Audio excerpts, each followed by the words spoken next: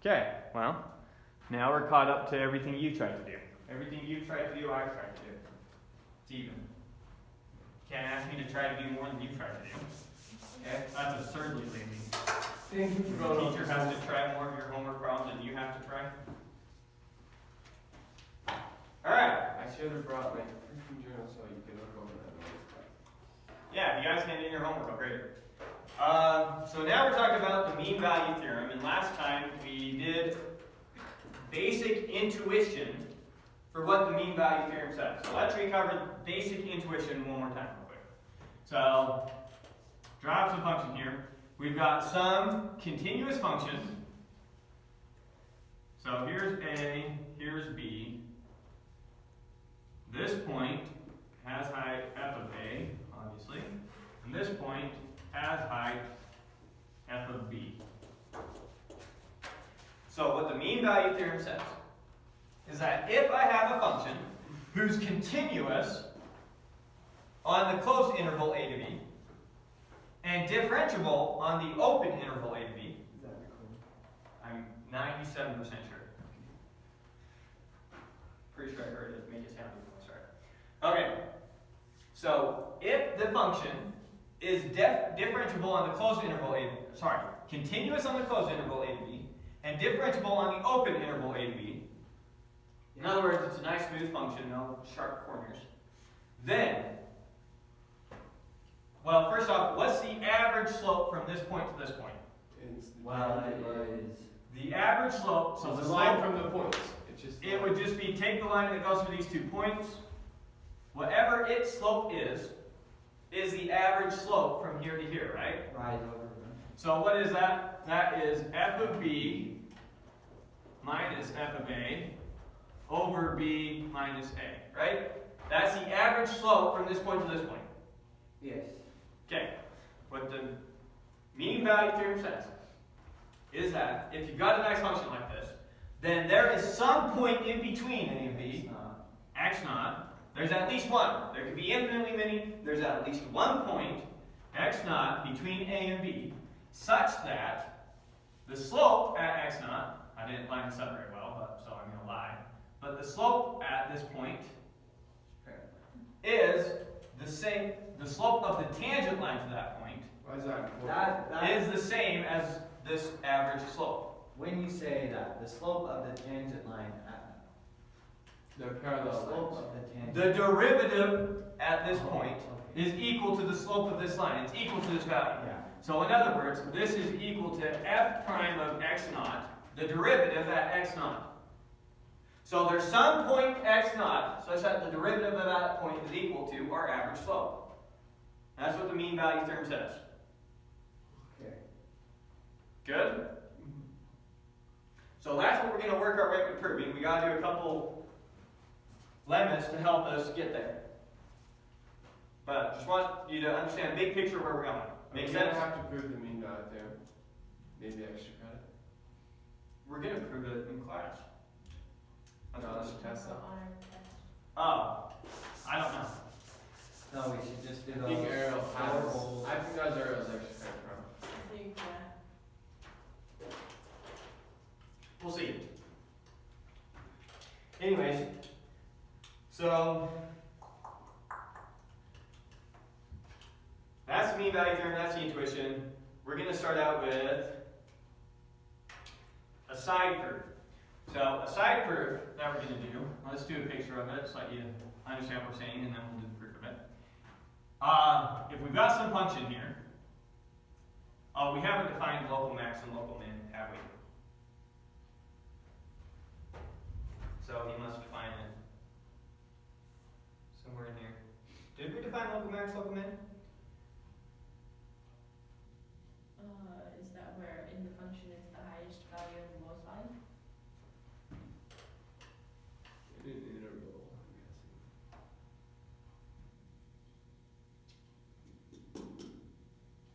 So maximizer, minimizer.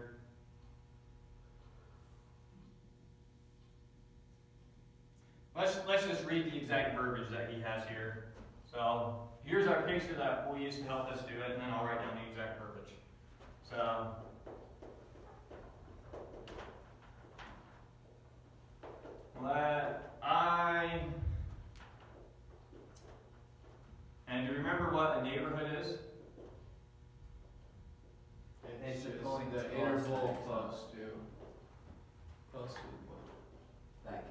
open interval containing the point. So let I be a neighborhood of x naught, or in other words, I is an open interval and x naught is a point there.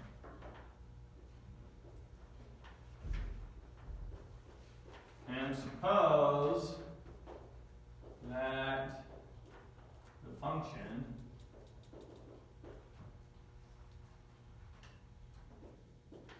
f from I to R is differentiable at x naught. So those are our givens. And then we say if the point x naught is either a maximizer or a minimizer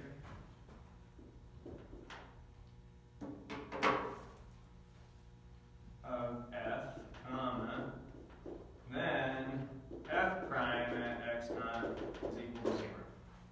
Okay, so there's the exact verbiage of it. Let's make sure we can understand everything that this is saying, and then we'll prove it. But this should be pretty intuitive. So in other words, so a maximizer is what we call the x-coordinate that gives you a maximum value out. Okay? So take some neighborhood around that point. This is a maximum value in that neighborhood. That's the maximizer for that neighborhood. Make sense? Yeah. And then obviously this one right here is going to be a minimizer for any neighborhood around that point. Yeah. This x value over here. X value is the minimizer, and then we call the value it gives you either a local max or a local min. If it's a maximum of a neighborhood, we call it a local max, and if it's a minimum of a neighborhood, we call it a local min. And it's Because we don't know, we can't say it's the maximum of the whole function because maybe this function goes off and gets higher it's somewhere. the x coordinate, not the y coordinate. Or The local max and the local min are the y coordinates. The maximizer and the minimizer are the x coordinates. Oh, okay. Make sense? Okay. So x naught is a maximizer or a minimizer. Mm-hmm. So f of x naught is a local max or a local min. Make sense? Mm-hmm. Okay. And we're saying the derivative at these points is going to be 0. Which, obviously, looking at the picture, what's the slope going through that point? 0. It's just a horizontal line. It's a horizontal line. So it should make intuitive sense. Right? Yeah, makes sense. So it should make intuitive sense. So now let's prove it. Okay. So, we don't need to do both the maximizer and the minimizer case. So let's pick a case and do it. We'll do the maximizer case. So let x naught be a maximizer. What does it mean to be a maximizer? It means all the points to the left of it and all the points to the right of it are less than it. Right? Or in other words, the slope of all the points to the left of it are positive, and the slope of all the points to the right of it are negative. So then the limit as x approaches x naught of f of x minus so we're going to look at this two ways. As x approaches x naught for x less than x naught, we'll start with the values coming this way. Mm-hmm. We know that whatever this is, we don't know what it is, but whatever it is, it at least has to be Positive. greater than or equal to 0. Right? Okay. And the limit as x approaches x naught for x greater than x naught of f of x minus has to be greater than, has to be less than or equal to 0. Right? And then f prime at x naught has to be greater than or equal to 0. And f prime at x naught has to be less than or equal to 0, which gives f prime at x naught is equal to 0. That was the dumbest proof I've ever seen.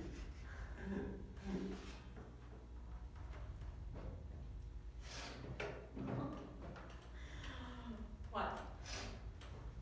Huh?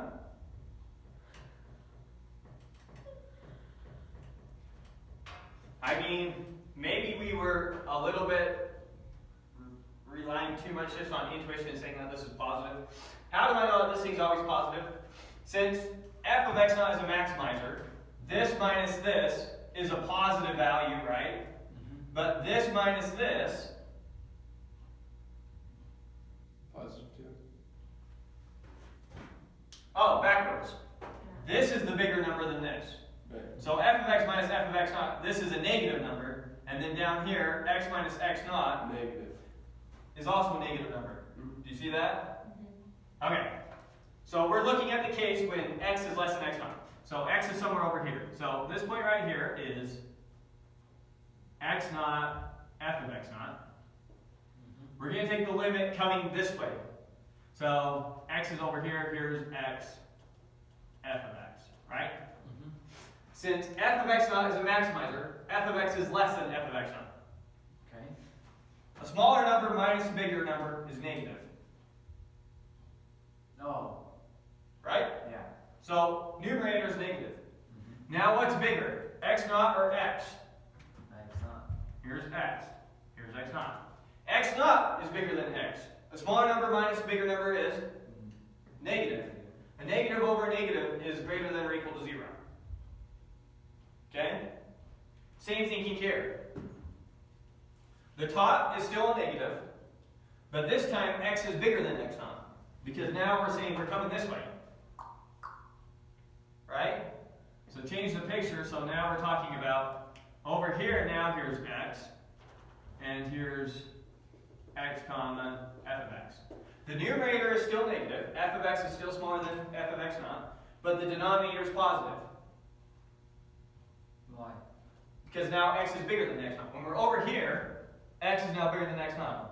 X minus x naught, positive number, so this is now positive. But f of x minus f of x naught is still negative. A negative over a positive is a negative, which is less than or equal to 0. Okay. So I probably went over those details too quickly when I first said it. But we're just using the fact that we know f of x naught is a maximizer. Or sorry, we're just using the fact that x naught is a maximizer. That's the only knowledge that we're using to determine that this is greater than or equal to 0. And that's the only knowledge that we're using to determine that this is less than or equal to 0. Make sense? So we're only using the information we're given. We're not relying on the picture in any way to make that argument. So if we're doing the minimizer, then you just switch all the signs around? Yeah, if we're doing the minimizer, then now this is going to be a positive value, and this is going to be a positive value, but this is going to be A negative. a negative, and this is going to be a positive. So it's going to switch the inequalities. Either way, you're going to get less than or equal to 0, greater than or equal to 0, and you're going to get the exact same thing. So, good? There's the proof of that. So next theorem I think we're going to do is called rules theorem. Yes, rules theorem. So,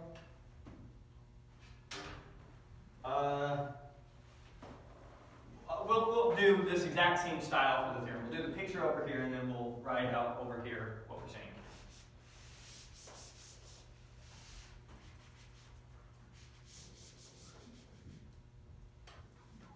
Would you ever use a yardstick if you had one? Yes, I would. So, Calculate one.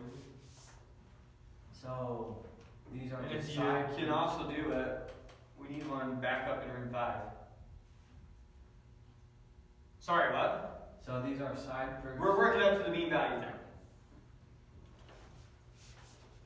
So, probably could have used almost the same picture for that. I don't know.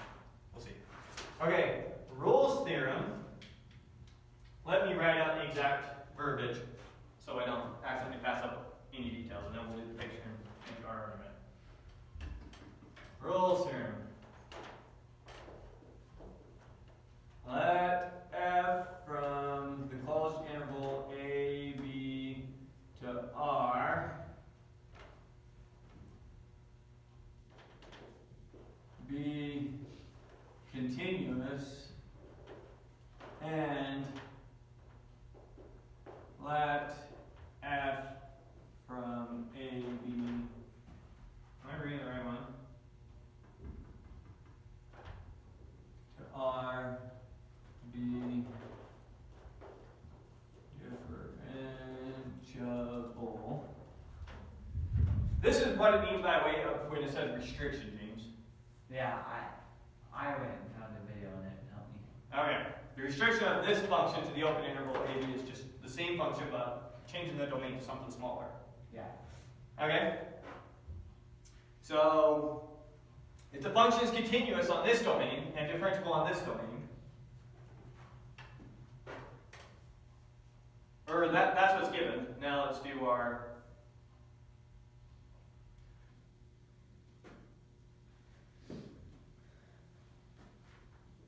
if f of A is equal to f of B,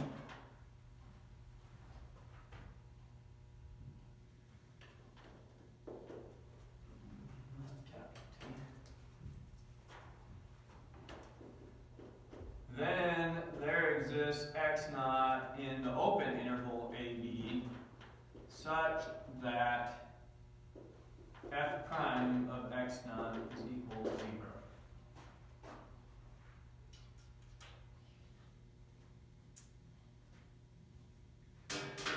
Yeah, I think that covers it. So let's make sense of what this is saying. So, trying to get rid of those twos. So I've got some function. It's differentiable on that interval, continuous on this interval, but it's f of A and f of B are equal. So whatever it does, it ends up equal to itself. So it might look something like this. It might start out up here, then go down, then come back up. It might start out here, you know, go up, down, who knows, and then just go back to where it started. Or it might just be like a constant function like this. So there's 3 pictures of cases we might be looking at. Right? Mm-hmm. Something like that. Could be any one of those pictures. Obviously, there's infinitely many pictures. We're saying that if this starts and ends at the same point, then at some point in between, the derivative must have been 0. Obviously. I'm not seeing. Probably could if I thought hard enough about it. Careful when you say obviously. I know. What you mean by obviously is, yeah, that appeals to my intuition. That appeals to my intuition. Every time I go to say that thing. Yeah, that appeals to my intuition. There you go. That's much for a statement. It's very clear what you're saying. Okay. Wait a minute, that's not how it is. Okay. So we know by, What about like a and we're gonna handle 2 cases. absolute value function? The point, The absolute value function is not differentiable at x equal to 0. So you have to exclude that point if you want to talk about the absolute value function. Yeah, but f prime of x naught will not equal 0 ever. The absolute value function, there are not 2 values that use the same that give you the same value here, that don't use the point, look, absolute value function, right? So we're saying take an interval of the function so that you get this point and this point. You can't get this point and this point without including this point, which isn't differentiable. The function has to be differentiable on the open interval AB. Okay, I'm stupid. I'm sorry. Continue. No, it's fine. It makes sense of all the information you're being given. I mean, we never do a theorem in this class where we didn't write up all the information that we had to use. I'm never just writing stuff up here because I'm like, let's just keep adding properties. Like they do in algebra, they'll give you this something just to try to throw you off. So we're just using all the information that we have to use. We have to use the fact that it's continuous on this interval. We have to use the fact that it's differentiable on this interval. And we have to use the fact that f of a equals f of b. If we're not using all those facts, we did something wrong. Okay. Okay. So we know that the function is continuous on this closed interval. And we have a nice little theorem called the extreme value theorem. And what does that say? It says that from any closed interval, You have a max and you have a minimum. Then it achieves, it has a max and a min. Right? if it's a straight line, then the maximum. Yeah, so we're going to handle two cases. We're going to handle the case where f of a equal to f of b is a maximum and a minimum. Is both the maximum and the minimum, and the case where they're not the maximum and the minimum. Alright, two. Since f is continuous and it's on a If closed interval. f of a equal to, maybe you say it this way. If a and b are both the maximizers and the minimizers,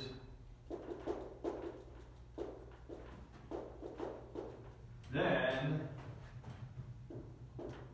f of x, or maybe just say f, then f is a constant. Right? If the maximum and the minimum are achieved at the endpoint, then nowhere on the function in between could we have gone higher than those, and nowhere on the function in between could we have gone lower than those.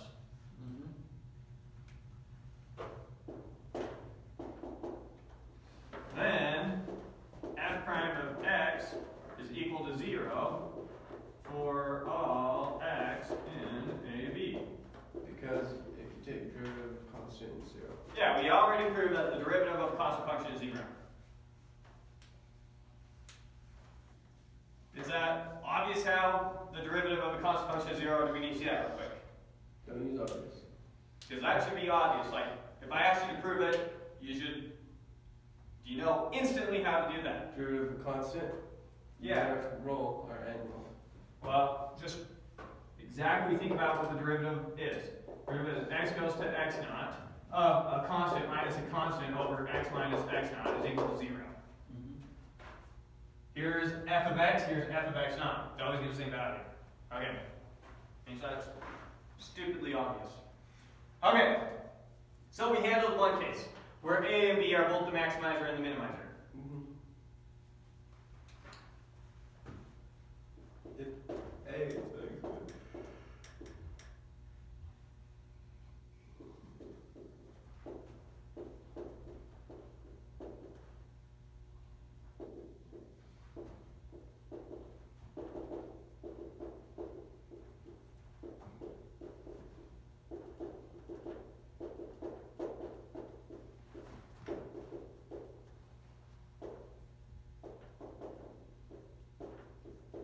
So if a and b aren't the maximizers and the minimizers, then there has to be a point x naught in between them that's a maximizer or a minimizer.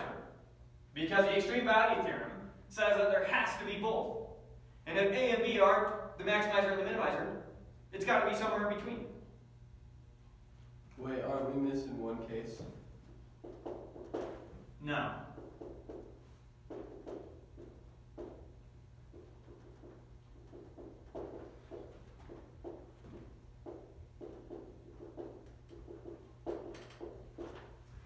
If A and B are not maximizer and or there we go. Yeah. Yeah, so we have two cases. The extreme value theorem says, on the closed interval AB, there has to be a maximizer and a minimizer. So we handle two cases. The maximizer and the minimizer are the points A, B. Now, remember what the extreme value theorem says. It doesn't say that there's only two maximizers and minimizers. It says there's at least one maximizer and at least one minimizer. That's what the extreme value theorem says. There's at least one. When the function's a constant, obviously there's infinitely many of them, right? But we have two cases. We have the case where A and B are a maximizer and a minimizer. And we have the case where they're not. But they could both be a maximizer or they could both be a minimizer. Right. They can both be a maximizer, they can both be a minimizer. So we handle the case where the maximizer and the minimizer are the points A and B. Where f of A, which is the same thing as f of B, is both the max and the min. Okay? If f of A and f of B are both the max and the min, maybe my picture here is not making sense because I don't have these labeled. Here's A, here's B. If we're looking at this case, f of A and f of B are equal to each other, right? Mm-hmm. If f of A, which is the same thing as f of B, is both the maximizer and the minimizer, then the function's a constant. If f of A equal to f of B is not both the minimizer and the maximizer, it could be one or the other, but if it's not both of them, then there has to be a maximizer or a minimizer somewhere in between. Because the extreme value theorem says we get one max, we get one min, guaranteed. Right? Yeah. So there has to be one point in between here that gives you a max or a min. Right? So if A and B are not the maximizer and the minimizer, then there has to be an x naught in the open interval A and B, such that x naught is a maximizer or a minimizer. Make sense? Yeah. Then the derivative at that point is 0 from the previous proof.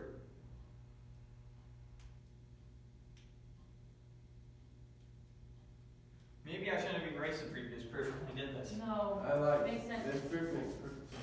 Good? Yeah. Okay, so now we're ready for the mean value theorem. Pretty sure.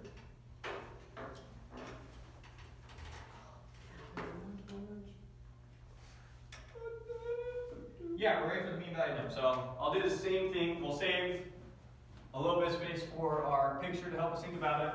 And I'll write the verbiage up there exactly so I don't accidentally miss a detail. And then we'll do it.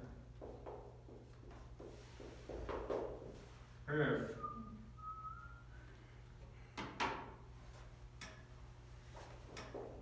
If so I have to do if and f at the same time. If f from A, B to R is continuous, and f from open interval A, B to R is differentiable,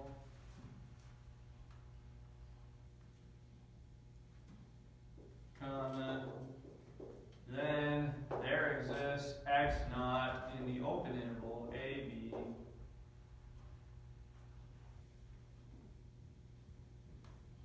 such that f prime of x naught is equal to f of B minus f of A, f of B minus f of A over B minus A. Any questions with that so far?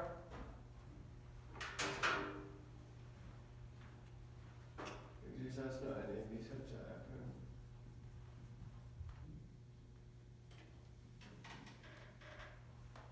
So f is a function that's continuous on the closed interval, differentiable on the open interval. And if that's the case, then there's some point on the open interval where the derivative at that point equals the average slope. And we've already seen our picture for this, right? We got A, we got I see B. what's up now. Here we got some function there. F of B minus f of A over B minus A. Well, here's f of A. Here's f of B. That's the slope of the line that goes through these 2 points, right? We're saying that somewhere on the open interval in between there exists x naught, such that the derivative of this point is equal to the slope of this line. Or in other words, this tangent line is parallel to the line through A, f of A, and B, f of B. Right? Now we want to use Rolle's theorem, which says when f of A equals f of B, then we're guaranteed that the derivative is 0 somewhere in between. So we're going to manipulate this function into a function where f of a is equal to f of b. Wouldn't that change the slope? Yeah, so here's what we're going to do. I'm trying to give you a picture first, and then we'll actually write down. So we'll call the slope of this line right here. This has a slope of line has a slope of n. We'll call it. Okay. So if I make a new function, h of x is equal to f of x minus mx. What does this minus mx do? It gets rid of how high we've gone this way. We're minusing this line from this function. So maybe pictorially, what happens when we minus functions from each other? So if I have a function that looks like this and a function that looks like this, and I do this minus this function, You get the average. if I do this minus this function, what does it do? Yeah. It shifts it down. Okay, now. Okay, let's make up what this function might be. X squared. It might be, well, it's not just x squared, it's shifted a little bit to the right and shifted up, right? Alright. So it might be, we'll call this one f of x, and we'll call this one g of x. F of x here, it's shifted to the right some, so it might be x minus 4 squared, and it's shifted up some, plus a, right? And g of x might be, what would we call that, roughly 4? So when we do f of x minus g of x, what happens? It just brings it down. We just shift the function down, right? We take this point and we shift it down by this much. This point shifted down by this much. This point shifted down by this much. This point shifted down by this much. You see what I'm saying? So we're shifting the whole function down by the same amount. Now, when we're minusing a line like this from this function, so we're minusing mx, what does that do? That shifts, if we continue this over all the way to 0, that shifts this point by this much, none. We shift this point down a little bit more, this point down a little bit more, this point down a little bit more, this point down a little bit more, this point being shifted down by this much. That's almost putting this point clear down right here. You see what I'm saying? Let's kind of guesstimate doing it. So I need to shift this point down by this much, right? By this much. So I need to shift this one down this much, this one now goes to here, right? What? No. I took this point and shifted it down this much, Because that's the value. Oh, right? So I'm minusing this value from this point, puts it right here. okay. Let's look at right here. So now let's look at this point. This point I need to shift it down by this much roughly, right? So shift it down that much, that puts it right there. This point, I need to shift it down by, let's quickly try and line up. I need to shift it down by this much, shift it down, that puts it right there. So we're going to get something, the difference of the two functions is going to look something like this. That is a massive change. It's a massive change, right? Yeah.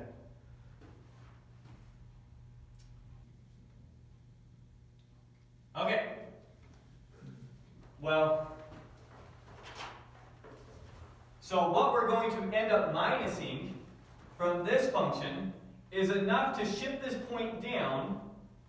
It's going to be however much this function has grown up to that point. Sorry, we're drawing this line through this point, but now we're drawing its parallel that goes down through 0.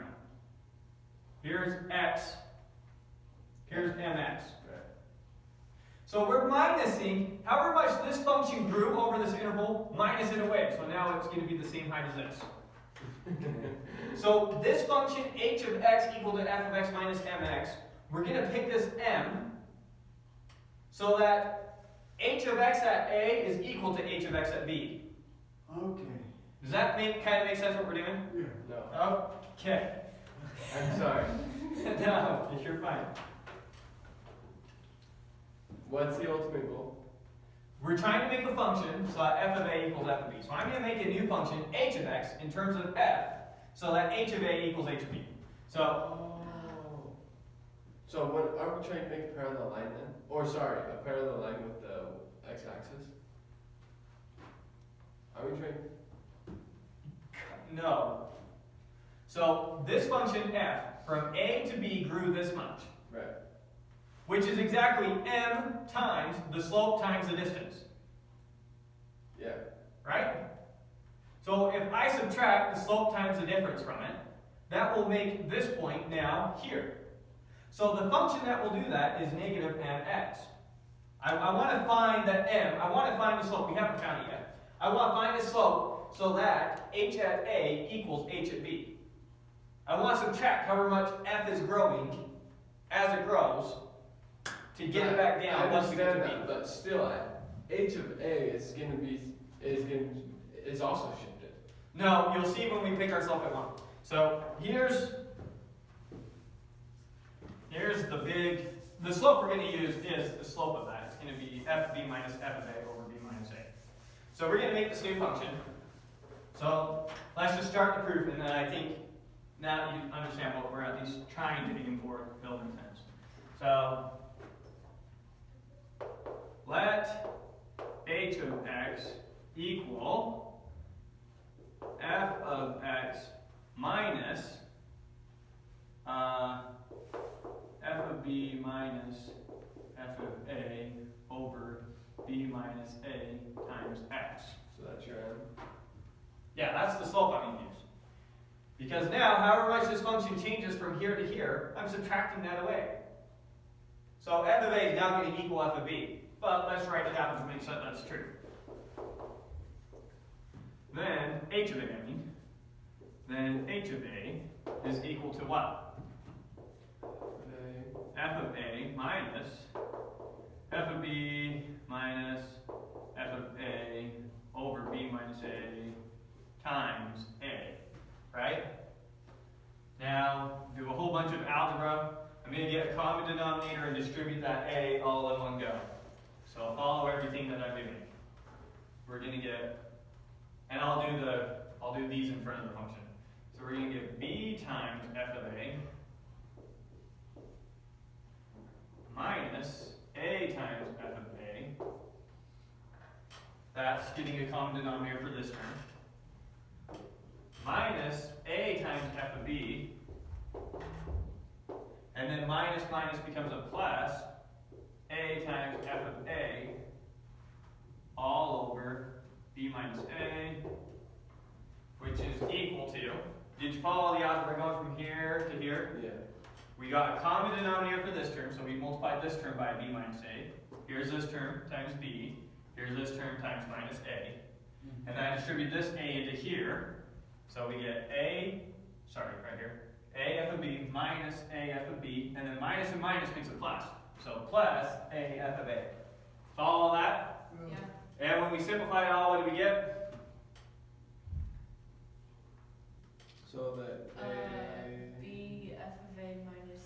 We get b f, so a f of a and a f of a cancel out, right? Yeah. Right. So we get b f of a minus a f of b.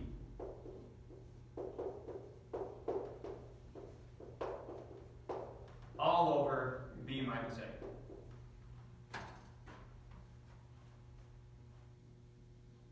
That looks like the quotient too. It's really close, it's not quite it. Right? We can factor the b minus a out, and we're left with the times f of a plus f of b. Okay? So here's what h of a equals, right? What does h of b equal? I would imagine exact opposite, except b f of a cancels instead. And h of b is equal to f of b minus f of b minus f of a over b minus a times b is equal to, same thing, get a common denominator here. We're going to get b times f of b minus a times f of b minus b f of b plus b f of a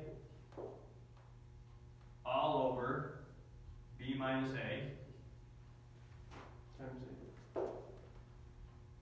times a. a. Or sorry. Now simplify. We have a b f of b and a negative b f of b, so those go out, and we're left with a. I'll write this term first. B f of a minus a f of b over b minus a, which is equal to h of a. Ah, it worked! H of b now equals h of a. Alright. Here's h of a, and here's h of b. H of a, h of b, they're the same. Okay, I still don't see the picture. The picture.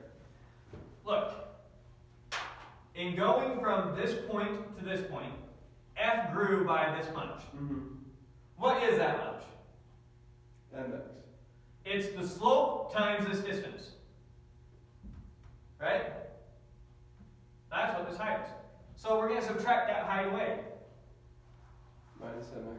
So we made h of x, so it's the same as f of x, but now we're going to minus however much it grew over that distance. Yeah, okay, my only problem with that is I feel like our h of a has now changed because of that. Okay, you are correct. We did move both these points. That is what happened. But we moved them so that they end up lining up in the end. Because f of a grew by how much? X. M, just M. M times x. It grew by however far it went in this distance. So if you continue the slope all the way through, okay, here I think we'll find it up again. Continue this line all the way through, like that, right? From this point to this point, from 0 to a, we grew by this much. And we're going to subtract that and put it down here. So that point's going to move to there. And from here to here, we grew by this much. We're going to subtract that and put it down here. Now the function does whatever it does in between, but those two values are now equal. We just minus however much the function grew as it went as x grew, on average. So why are we doing all this again? So we wanted to make a new function that had h of a and h of b equal. So we can use rule theory. Look at what does rule theory say? It says if f of a equals f of b, then the derivative is 0 somewhere in between. Right. Okay, so now we know the derivative of h. So here's what we know next. 3. Then there exists some x naught in the open interval a, b, such that h prime of x naught is equal to 0, right? Yeah. 4. Then what is h prime? H prime of x naught is equal to, what is the derivative of h? Isn't it going to be a constant? No, h is this thing. It's f prime of x times, or minus, what's the derivative of this? Well, I don't know why you guys are confused by this. We're taking the derivative of h. It's going to be 0. H is this function. Look, let's look at it over here, how I had it over here. If I say h of x is equal to f of x minus mx, let's take the derivative of this thing. So h prime of x is equal to what? F prime of x. And what's the derivative of mx? X. M. It's just I m. meant M. So this is minus m. This is the derivative of this. Right. Does that make sense? Yeah. So what's the derivative of this thing? It's just f prime of x minus the slope. fb minus fa over b minus a.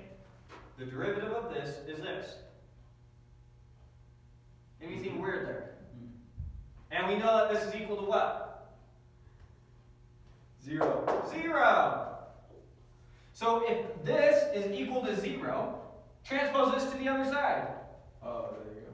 That gives us, F. sorry, this is an x naught, my bad.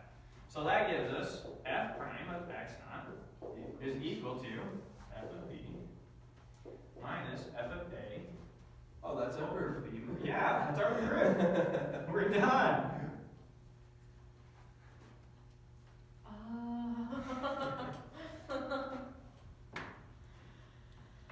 So, the mean It's value- really not that hard of a proof. It's just understanding why we went from f of x to this weird function might be kind of weird.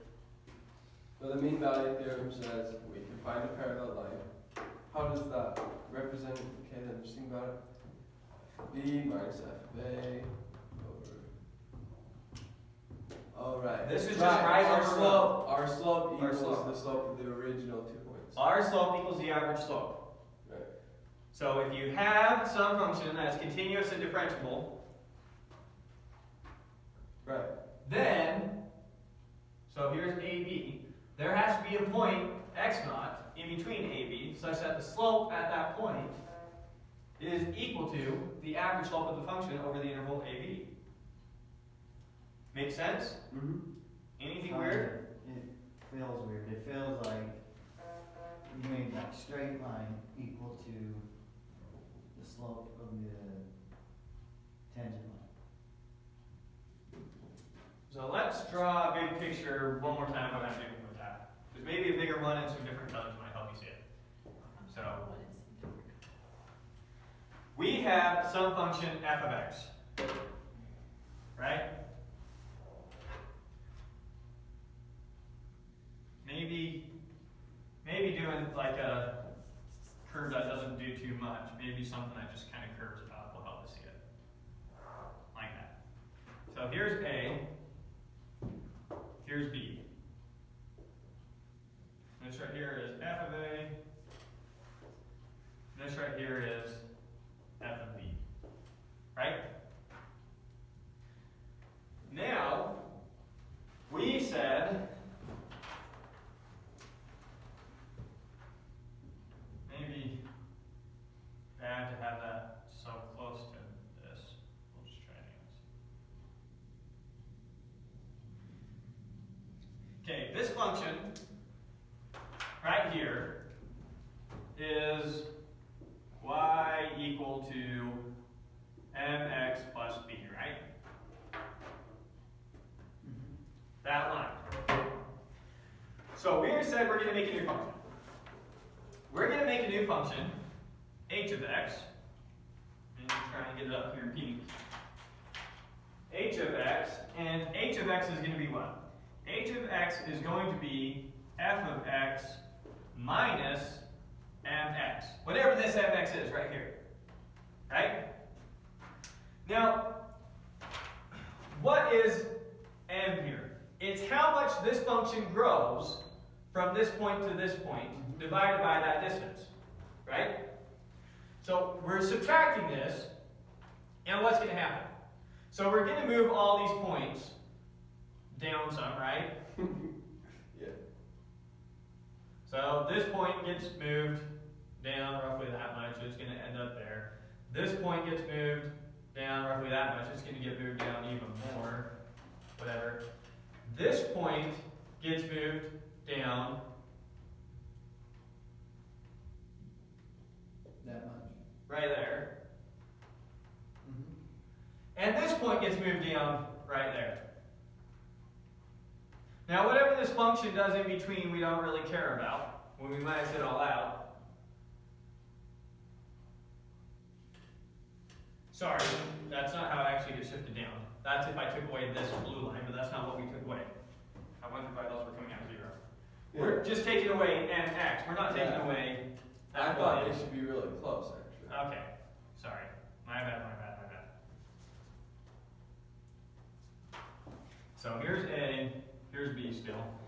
This is y equals mx plus b. Mx just looks like this.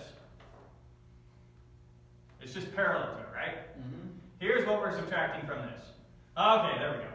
So this point doesn't move. It stays the same, right? Okay. This point is now going to get shifted down this much, right? Mm-hmm. That's going to get shifted down to right there. This point is now going to get shifted down this much, Okay. which puts it right there. The point is, this point is going to get shifted down this much, right? Uh-huh. Which puts it down right there. So you move your... And these 2 points are going to be the same height. How do I know that they're going to be the same height? Because we subtracted, so we have the height of this point is whatever it is. What's the difference between how much we subtracted for this point and how much we subtracted for this point? It's however much the function grew from here to here. It's going to be this exact value.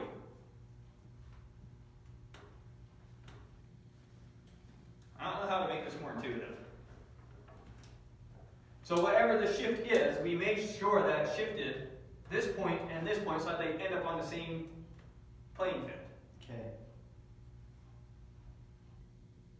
So now go over that proof using that fact. Okay, so we define h of x this way.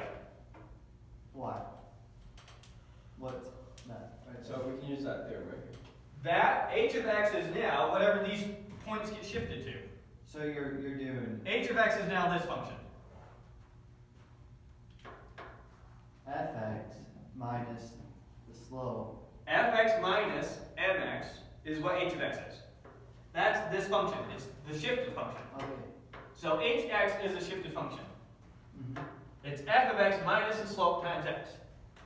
And if we did this right, then h at a and h of b better be the same value. Yeah. H of a and h of b better be the same value. Okay, so let's check that. What's h of a? Algebra comes out to this. Okay. What's h of b? Algebra comes out to this. Ah, the same thing. H of a is equal to h of b. Okay, so now we can use Rolle's theorem. If you have a function where at 2 points it's equal, if you have a continuous differentiable function where at 2 points it's equal, then somewhere in between those 2 points the derivative is 0. H of x at a and b is equal, therefore somewhere between a and b the derivative is 0. Okay. So there has to be a point x naught between a and b where the derivative at that point is 0. Okay, so you proved it for that, but you didn't prove it for the two sloping lines. You proved it to where. No, I haven't proved it yet. All I've shown is that this function right here, this new function that we get, h, has a derivative 0 somewhere in between a and b. Yeah. Has a derivative 0 somewhere in between a and b, right there. And it just turns out that for that thing has a derivative of 0, this thing has a derivative equal to the slope of that thing, but we haven't proved that. All I've said so far is since h at a and b has the same value, then the derivative in between is 0. Okay. Right? So there's some point in between where the derivative at that point is 0. What is the derivative of h prime? Or what is the derivative of h? What's the derivative of this thing? It's f prime minus this. Mm-hmm. Right? Yeah. So I know that h prime at x naught is equal to f prime of x naught minus this. Why is it f prime? Why did fx turn into f prime? If h of x is, Because you're taking the derivative, right? if h of x is equal to f of x plus g of x, then h prime of x is equal to what?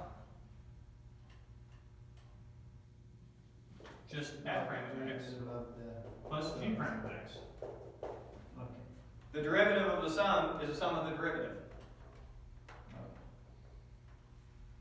And you can probably see how that follows from the definition of a derivative exactly. Because you take the limit of the sum of two things is the same thing as the limit of the sum of the two things. And you're done. So, the derivative of f of x is just f prime of x. The derivative of this thing is just this thing. So the derivative of h of x is f prime of x minus this thing, right? So the derivative of h at x naught is what you get when you plug in x naught. Plug x naught into this thing, plug x naught into this thing. There's nowhere to plug into this thing, it's just constant. Yeah. Okay, so this is equal to 0. Because I know h prime at x naught equals 0. So this thing is equal to 0. And if, now kind of ignore that, if this is equal to 0, move this piece to the other side. So f prime of x naught is equal to this thing. If this difference is 0, this is equal to this. I don't see how it's that slanted line though. We just barely said the derivative of f at x naught is f of b minus f of a over b minus a. The derivative of f at this point, so here's our x naught, right? We know the derivative of h at x naught is 0. But that we also showed that leads to the derivative of f at x naught is Oh, M. okay. See average slope? Mean value theorem. Okay. Follow all that? Yeah.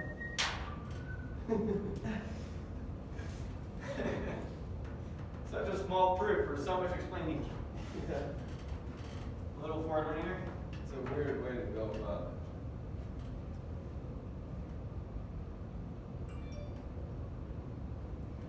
it. Okay.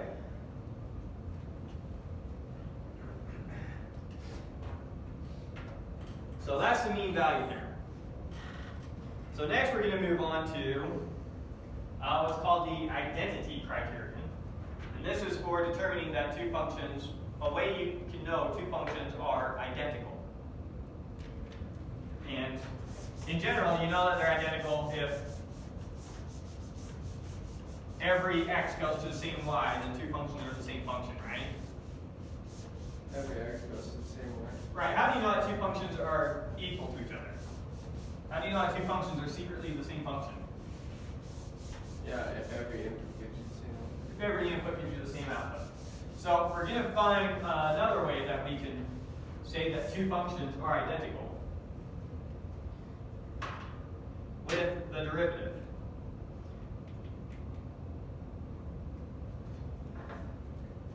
Oh, they're not doing it how I thought they were doing it. Oh, so sorry. Before we get to that, that's just the name of the section. So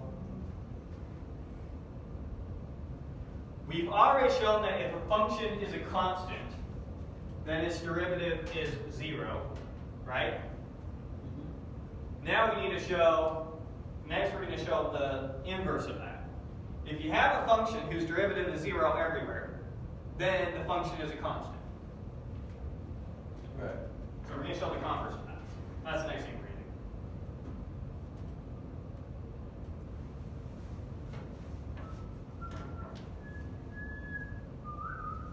So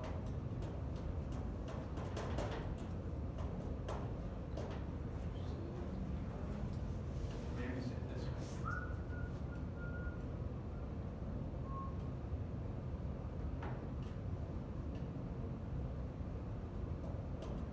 Let f from I to R be differentiable. Now remember, if you know a function is differentiable, then you instantly know it's what? Continuous. Continuous. Differentiable functions are continuous. So let f be differentiable. Remember, keep it in the back of your mind. We can also use the fact that it's continuous. Then f is constant if and only if f of x, f prime of x is equal to 0. Make sense? What? Yeah. I feel like we've proved this one. We've proved one way. We've shown that if a function is constant, then the derivative is 0. We did not show that if the derivative is 0, then the function is a constant. Okay. Okay. Make sense? Yeah. So we've already shown one way of this, but we'll just rewrite it out here real quick because it takes no time. So let's first assume that f is a constant. Maybe flip our arrow here. Which way is that? F is constant implies the derivative is 0, so we're going this way first.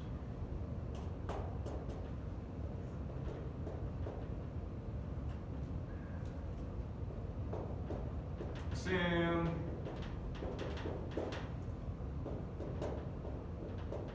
then the limit as x approaches x naught of f of x minus f of x naught over x minus x naught is equal to the limit as x approaches x naught of c minus c over x minus x naught is equal to 0.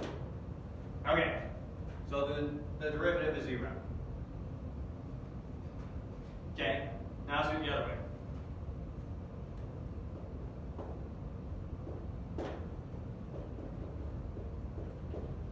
Assume f prime of x is equal to 0. see how we can do that.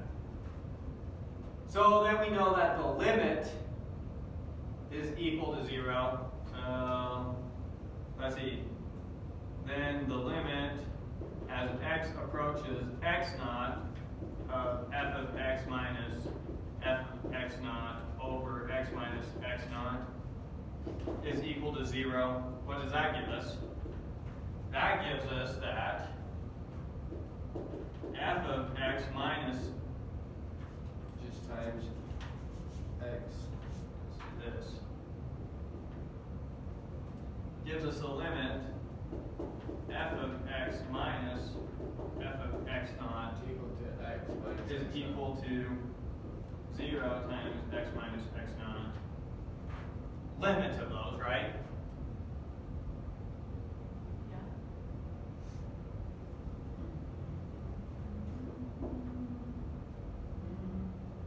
Ew, this is just showing it's continuous.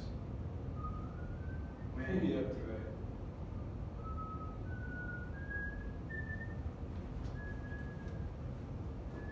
what am I missing?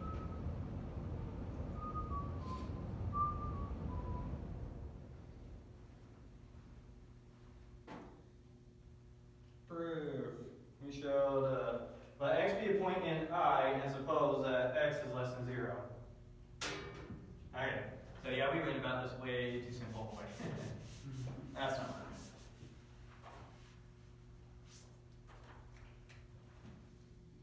Okay, next.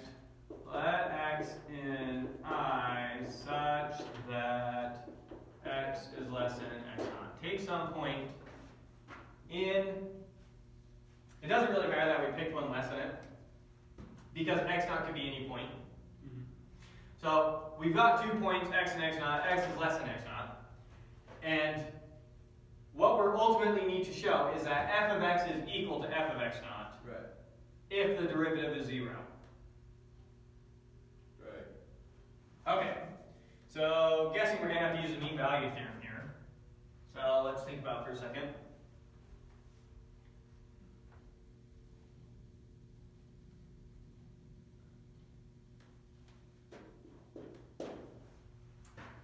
So I know that, let's see,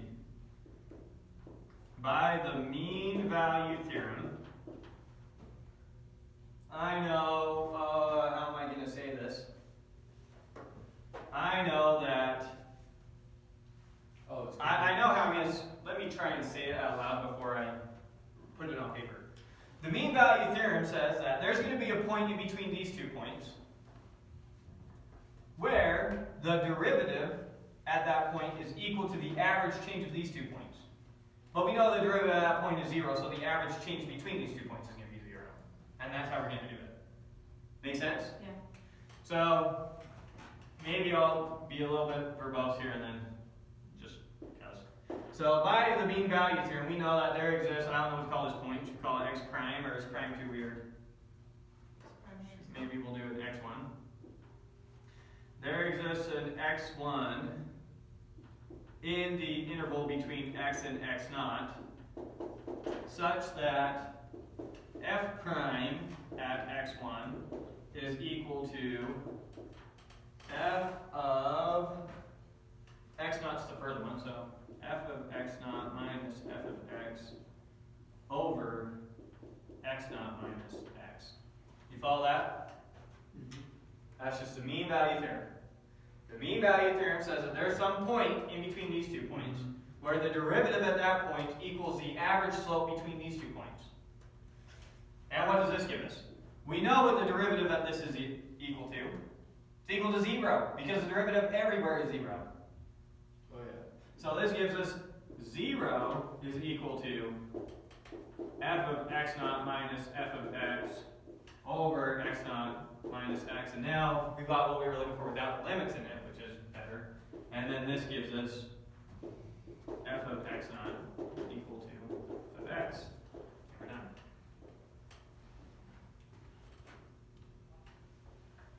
You follow that? What's weird? I don't. One think to your the- denominator. Oh, sorry. In general, look, if the difference of some quotient, so here we've got a quotient. If the difference is 0, then the numerator has to be 0. But longhand way times both sides by x naught minus x, that gives us this is equal to 0, and then move it over. Make sense? Okay. Oh, right. Right. It's not hard algebra.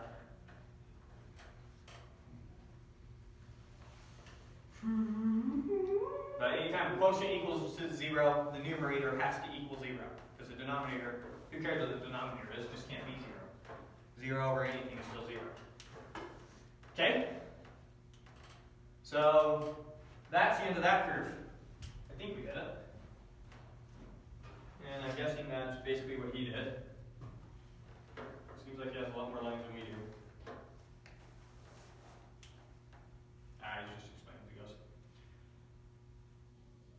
Okay. That's in the proof. Next. Two functions, g from I to r, h from I to r, are said to differ by a constant if there is some number c such that g of x equals h of x plus c.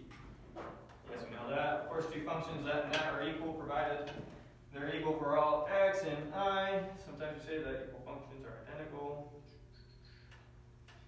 Here's how he says identical functions.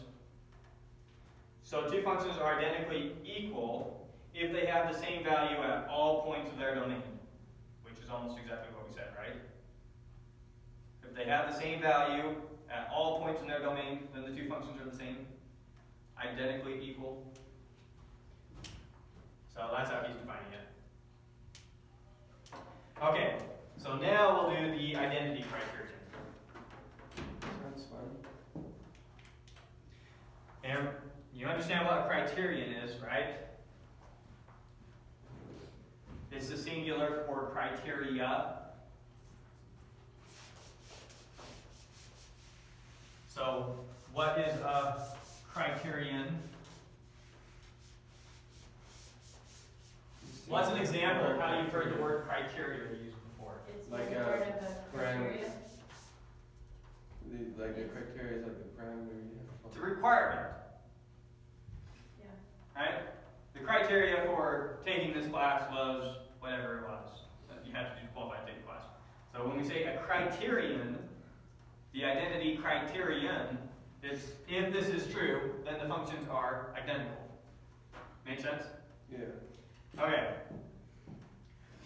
So let I be an open interval and let the functions g of I to r and h of I be differentiable. Then these functions differ by a constant if and only if their derivatives are equal. And then if they differ by a constant of 0, then they're identical.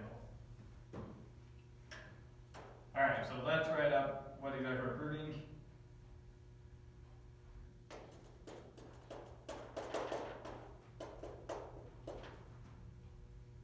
If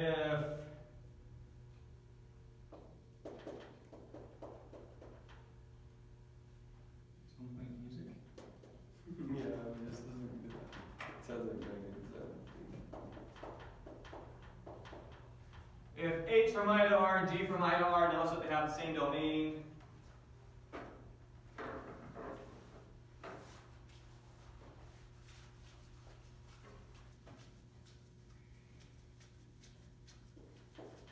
are differentiable and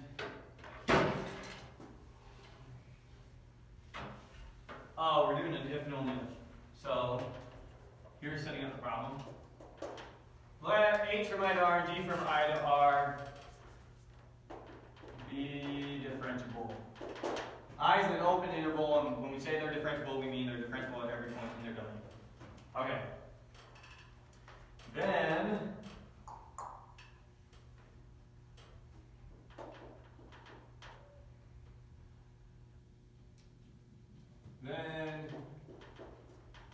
these functions differ by a constant if and only if f prime of x is equal to g prime of x.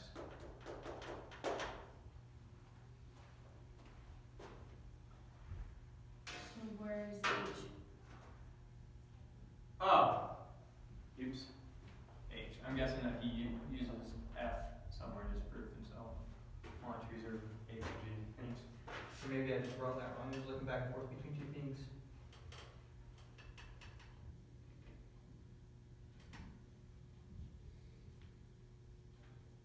No, that's right. Okay. So let's understand the problem and make it sense out of it. So we have two functions that differ by constant.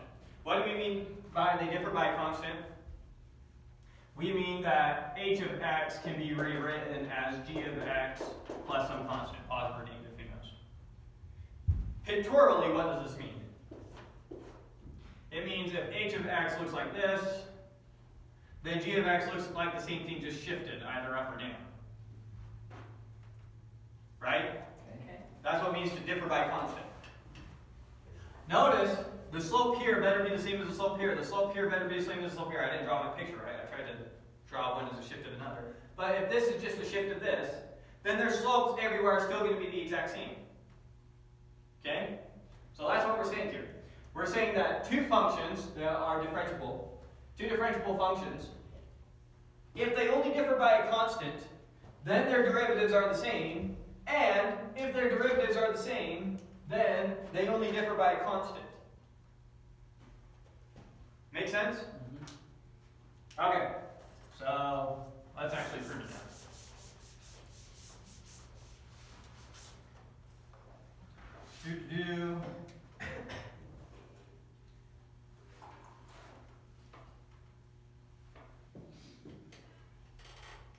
Okay, one, let f, maybe I'll do f of x, let f of x equal h of x minus g of x. Then what is f of x? The difference between the functions. Right, so then what do we know about f of x? It's the distance between the functions. Wait 1 second. It's constant. It's a constant, right?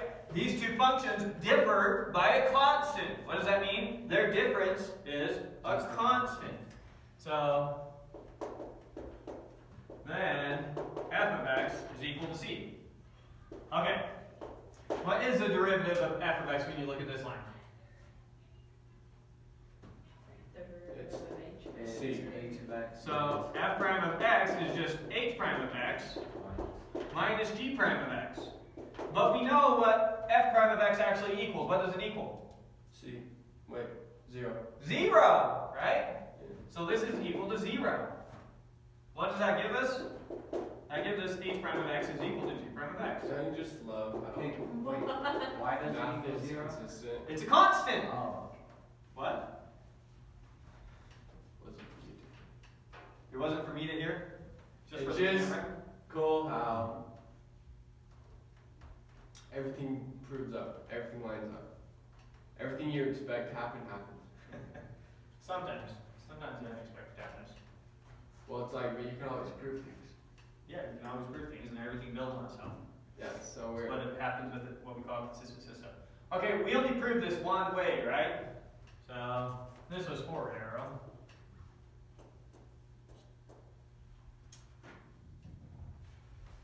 Let f of x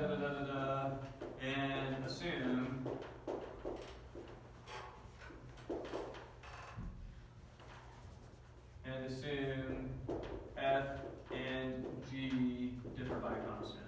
Forgot to say that. H. H and g.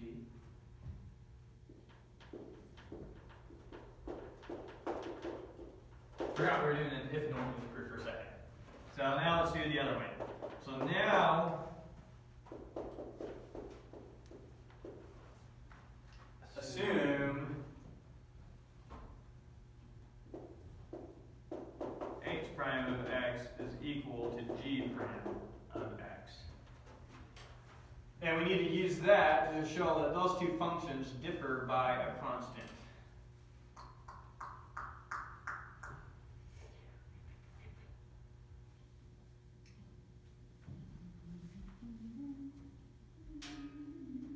just minus g of x on both sides.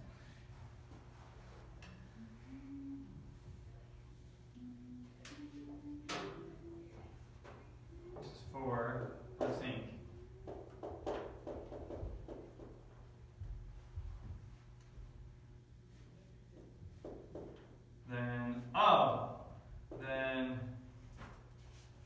let's define f of x real quick. Let f of x once again equal h of x minus g of x, right? 6. Then f prime of x is equal to what? H prime of x. H prime of x minus g prime of x. But what's that equal to? Oops. What? It's equal to 0. You assumed the same thing that you Oh, assumed in the start. small? No, I didn't. No. Here I assume that f of x is equal to a constant. Yeah. Or in other words, that these two things differ by constant. Here I assume that these two derivatives are equal. Okay? So if these two derivatives are equal, define f of x equal to this difference. Now take the derivative of f of x. It's f prime of x, or f prime of x then is equal to h prime of x minus g prime of x, right? Okay, that equals 0. Which is equal to 0. Which is that. Yeah, well then, from our previous problem, then f of x equals a constant. Because what did we do in our previous problem? We showed that a function is a constant if and only if its derivative is 0. F prime of x is 0. Therefore, f of x is a constant. We showed that as an if and only if on the problem right before this one. Right. So, if f of x equals a constant, remember f of x is the difference between h of x and g of x. Then those two differ by constant. That's what f of x was trying to be, what those differ by. Pardon it. Anything weird there?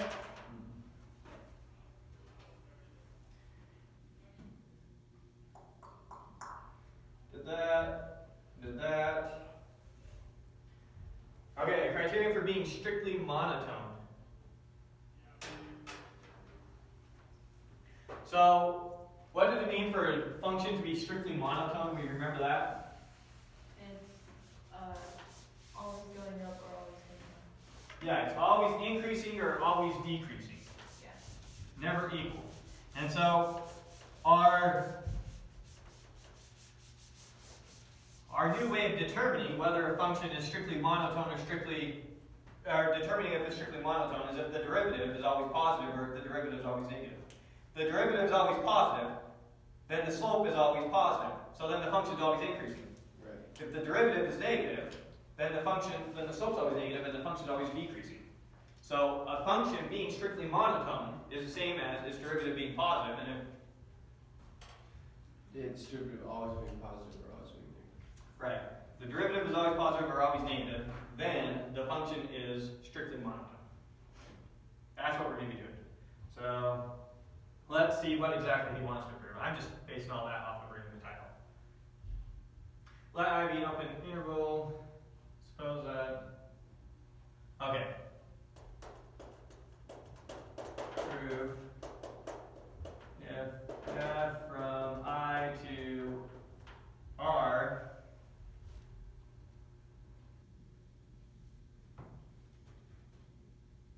I don't know how to say this. This is weird, but I'm just gonna do it. If you have f is a function from I to R such that f prime of x is greater than 0, 0 for all x in I, comma, then f is strictly increasing.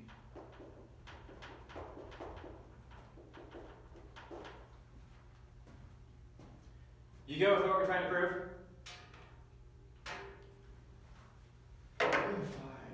Yeah, but I don't understand why. Yeah, all these proofs seem tedious. Yeah. Why are we proving it? I'm guessing it builds up to another proof.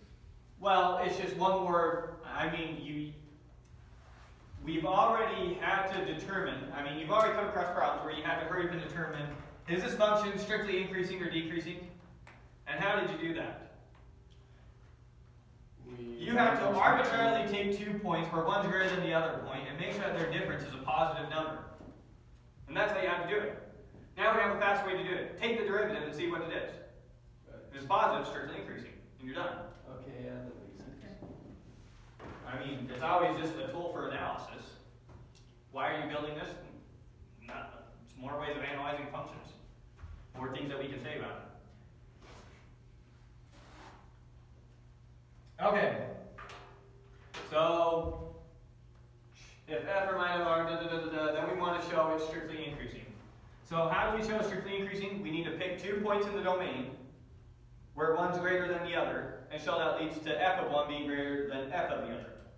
The same way we've always shown monotone, but all we get to use is this fact. Make sense? Okay. And then one more thing to know. We're just doing the case where if the derivative is positive, then it's strictly increasing. Obviously, similarly, if the derivative is negative, it's strictly decreasing. We're not going to bother with that case. Okay, so let's go through this. Let u be in I such that u is less than v. Okay? 2. Then, we need to use intermediate value theorem or just look at this directly.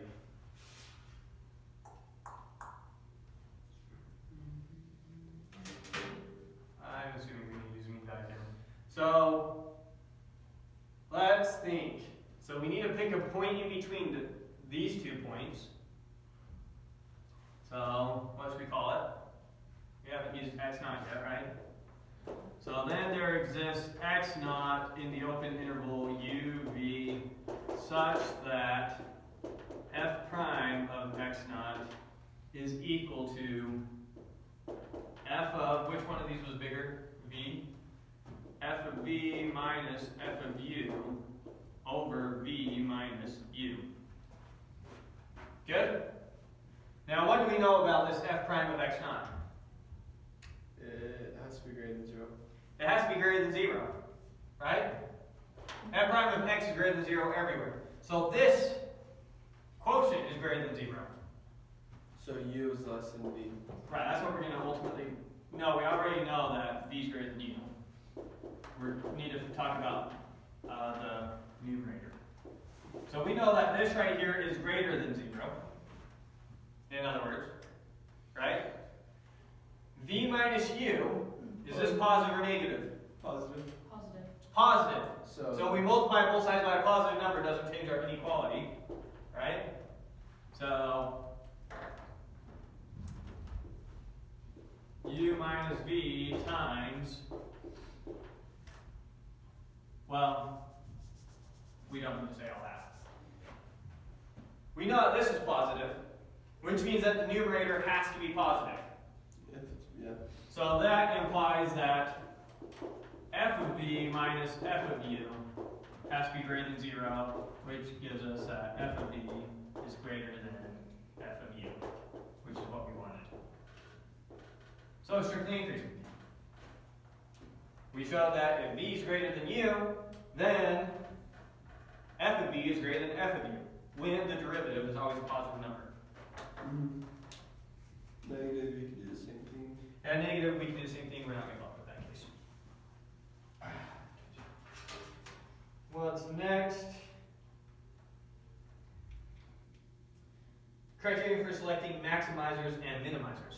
Okay, so we know that if we're looking at the max or the min of a function, then the derivative is 0.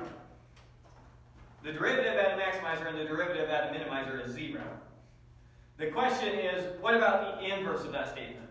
Is it true that if the derivative is 0, then we're looking at a maximizer or a minimizer? No, that's not true. Do you have a counterexample? Yeah, x when it's a constant. Oh, no, that's x. Okay. Can you think of a function? Yes, What? one that goes. One that looks like this? I was thinking on your verticals go slanting vertical.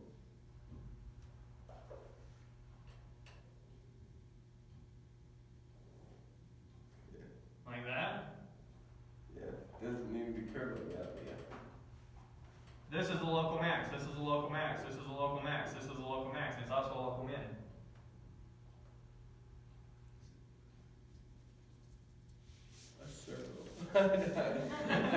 Circle's not a function, half a circle is. You almost have it. It's just a cubic. Or any just odd polynomial. Right at 0, the derivative is going to be 0. But it's not a maximizer or a minimizer. So the question is there some information you could get about a function and a point to determine, okay, it has to be a maximizer or a minimizer? Is there some way of doing that? We know that the derivative is 0 at those points, but the derivative being 0 isn't enough. And what we're going to do is we're going to start taking second derivatives. Integrals. No. No. Second derivatives. The derivative of the derivative function. What does that mean? Huh? Doesn't that find something too? It's the change in the slope. The slope is a change in the function. The second derivative is a change in the slope. Look, let's really quick graph one. And we'll graph 3 cases. So if we have if f of x, here's f of x. F of x, and we just made a quadratic. Mm-hmm. For example, it could have been like x squared. I know this doesn't really say x squared, but we'll pretend it's x squared. Then what's f prime of x? It's 2x. Yeah, f prime of x And then it's is just this 2. line. Here's f prime of x. It's equal to 2x. Okay, what's f double prime of x? What's the derivative of the derivative equal to? Just 2. 2. And And the that's change- this line. It's because the change of that line slope is not changing at all. Change of 2x is not changing. Yeah, it is. It's changing by 2. The slope of this is 2. I know, I'm saying it's not changing like... So you're saying It's there's no changing. change in how this is changing. What does that mean? That means that the third derivative is 0. And every derivative after that is just 0, 0, 0, 0, 0. Right? So, when you look at this function, x squared, here's its slope, but how is the slope changing? Let's think about how the slope is changing as we go down x squared. Here the slope is really negative, and it's getting less negative and less negative and less negative and less negative and less negative and more positive and more positive and more positive and more positive. See how the slope is always increasing on this?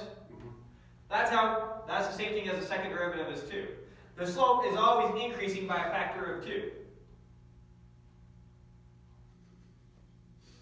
Okay. Can you see that? Yeah, but I thought we can see that obvious in the first derivative. The slope is 2x, Yeah, so it's changing by a factor of 2. so it's changing by a factor of 2, third derivative. Second. Third.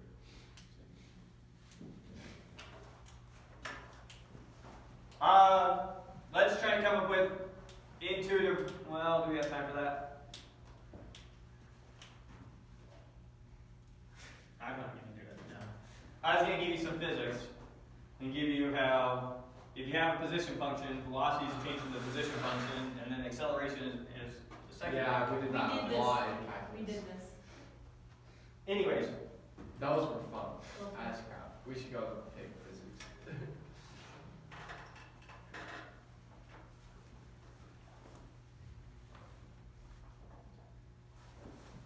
anyways, let's do, so here's what we're going to say. If the second derivative is positive, and the derivative is 0, then it's a minimum point. If the second derivative is negative, and the derivative is 0, then it's a max point. Okay, so If the second derivative is 0, it's inconclusive. if the second derivative is positive and then the derivative of the second derivative is 0. That makes If sense. the derivative is 0, and the second derivative is positive, so look at 0. What's f prime at 0? 0. Yeah. What's f double prime at 0? 0. 2. Plug 2 into that function, what comes out? Or plug 0 into that function, what comes out?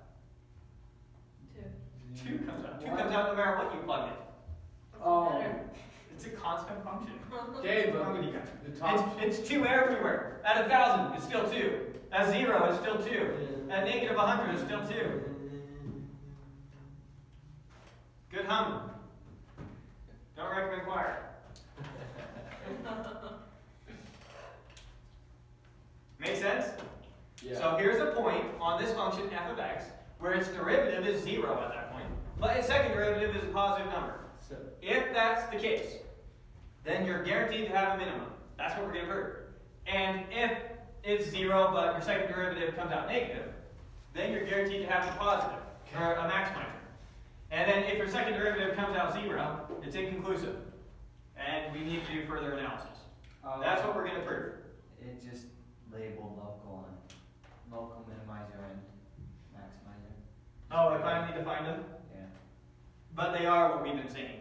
right.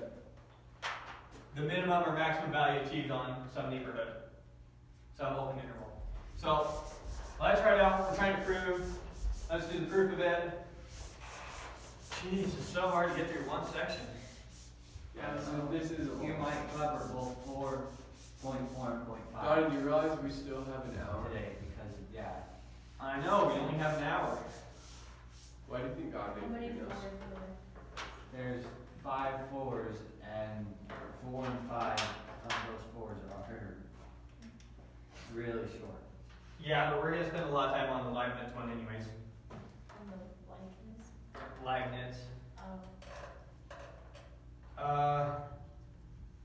Yeah, hopefully we can finish this. Maybe skip to Leibniz today and then come back. I don't know. We'll see what we do. Do you think God made fingernails for shields? For shields.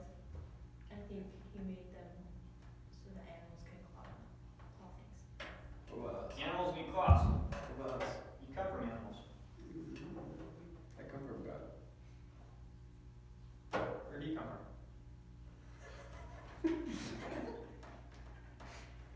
Okay. Scary.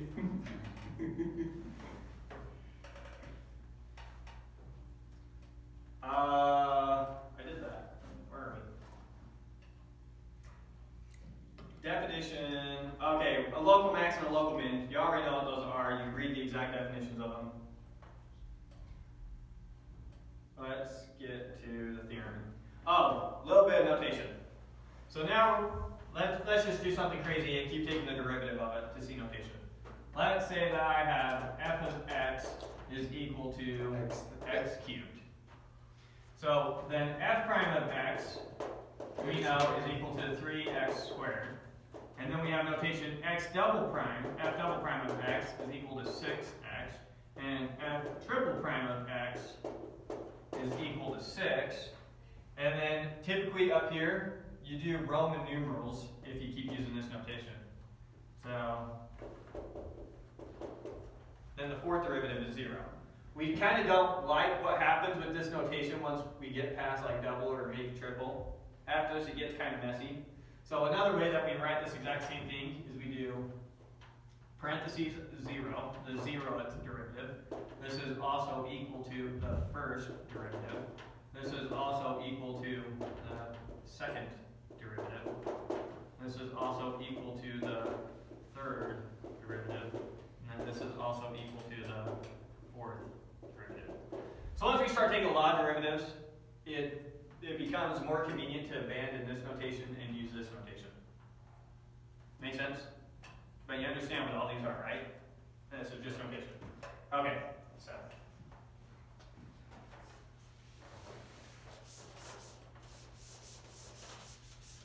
Because we're going to get to the point where we're going to start talking about taking the nth derivative. And how are we going to represent that? The nth derivative of f. We represent that way. Take the derivative n times. Okay, so that's just notation. Now let's get to what we actually want to prove.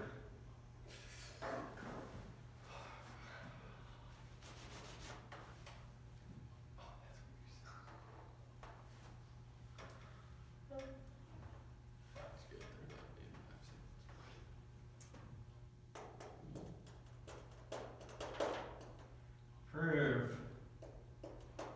Let I be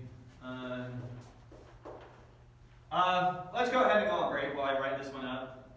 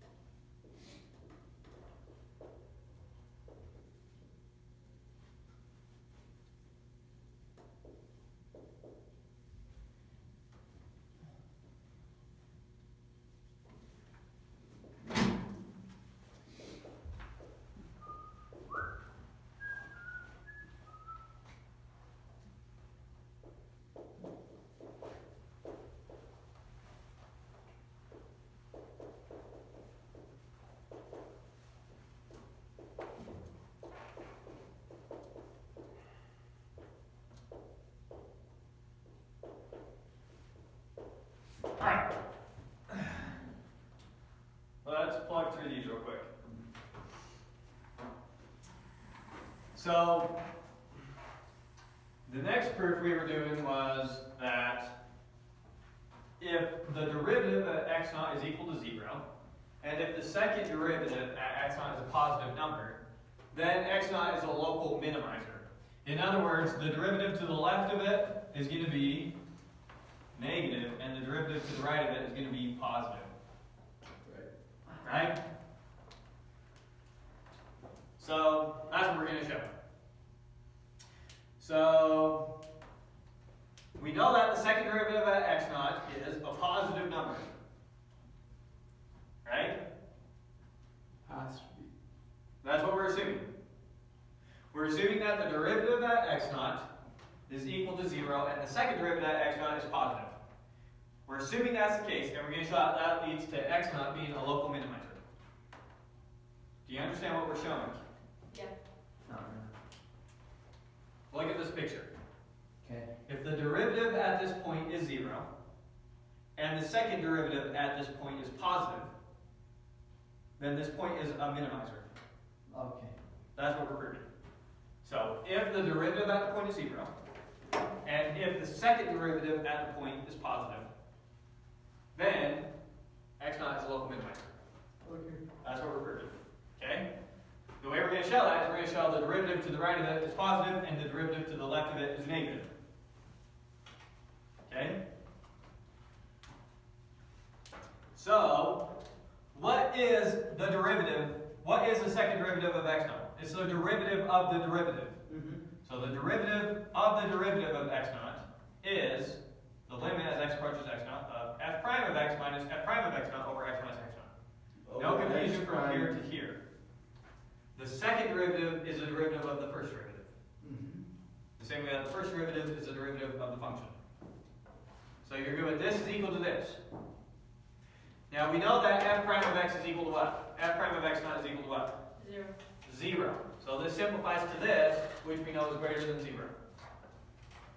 Where do we know that x not is? If x, Oh. if x prime. It's one of our two things. Okay. F prime of x0 is equal to 0, and f double prime of x0 is positive. So this whole quotient has to be a positive number. And this term is 0, so get rid of it. So I know that this quotient has to be a positive number. Yeah. Okay? So let's take the limit from the left, take the limit from the right, and see what happens. So if we take the limit as x approaches x0, and we use values to the left of x0, It's always greater than 0. x minus x0, this becomes a what? Positive number. If x is less than x0, this is Negative. negative. So if this is negative, then the numerator has to be negative for the whole thing to be positive. Okay. So if this thing is greater than 0, then the numerator has to be less than 0. Okay. Since the denominator is less than 0, the numerator has to be less than 0. So if x is less than x0, then the derivative is less than 0. So if we're to the left, then the derivative is less than 0. It's decreasing. Remember, we know that strictly decreasing and less than 0 are the same. So on this interval over here, it's strictly decreasing. Okay. On the other hand, what? What if it wasn't strictly decreasing? Doesn't matter. So it's a local minimizer range we talk about over some neighborhood. Pick some interval, pick some neighborhood around x0. Okay. On that interval, to the left is strictly decreasing. And then on the interval to the right, it's going to be strictly increasing. Anyways, continuing. So now let's look at it when x is greater than x0. So if we're taking the limit as x approaches x0, we're having x greater than x0. This is always positive. X is bigger than x0. Bigger minus smaller, positive. And if the whole thing's positive and this is positive, then this has to be positive. So when x is bigger than x0, we got positive. Derivative increasing. So if the derivative is decreasing on the left and increasing on the right, it's a minimum. And similarly, we could do the same thing for a maximum. Okay? The proof of these isn't as interesting as just understanding that fact. If the first derivative is 0 and the second derivative is positive, we have a minimizer. If the first derivative is 0 and the second derivative is negative, we have a maximizer. If the first derivative is 0 and the second derivative is 0, inconclusive. Would that be the cube root? There's more things. The cube root is an example of one that has that happening. But there's more analysis we can do that you don't know about yet. But you know how to handle those cases now. Huh? I was just seeing the cube root. So not cube root, the cube function. Well, Did we say cube root? Both. No, cube root is always increasing. That's a strictly increasing function. Oh yeah. And it's What does the cube root look like? Oh. something like that. Oh. All square root functions are something like that. Sorry then, yeah, I was thinking of the cube root. But Cube. yeah, the cube root. Because it cuts out the second half. Cube But root. the cubic function Cubic. looks like this. And the derivative right there is 0. And the second derivative is 0. And that's not a minimum or a maximum. Okay. Right? In other words, look at x cubed. What's the derivative of that? 3x squared. What's the derivative? And what's the derivative of that? 6x. When you plug in 0, you get 0. However, when we were doing x squared, we said it was a minimizer. Okay, So x to the 4 is the same way. It's gonna be. So, yeah, let's look at x to the 4 row. So if we have f of x is equal to x to the 4, then what do we have?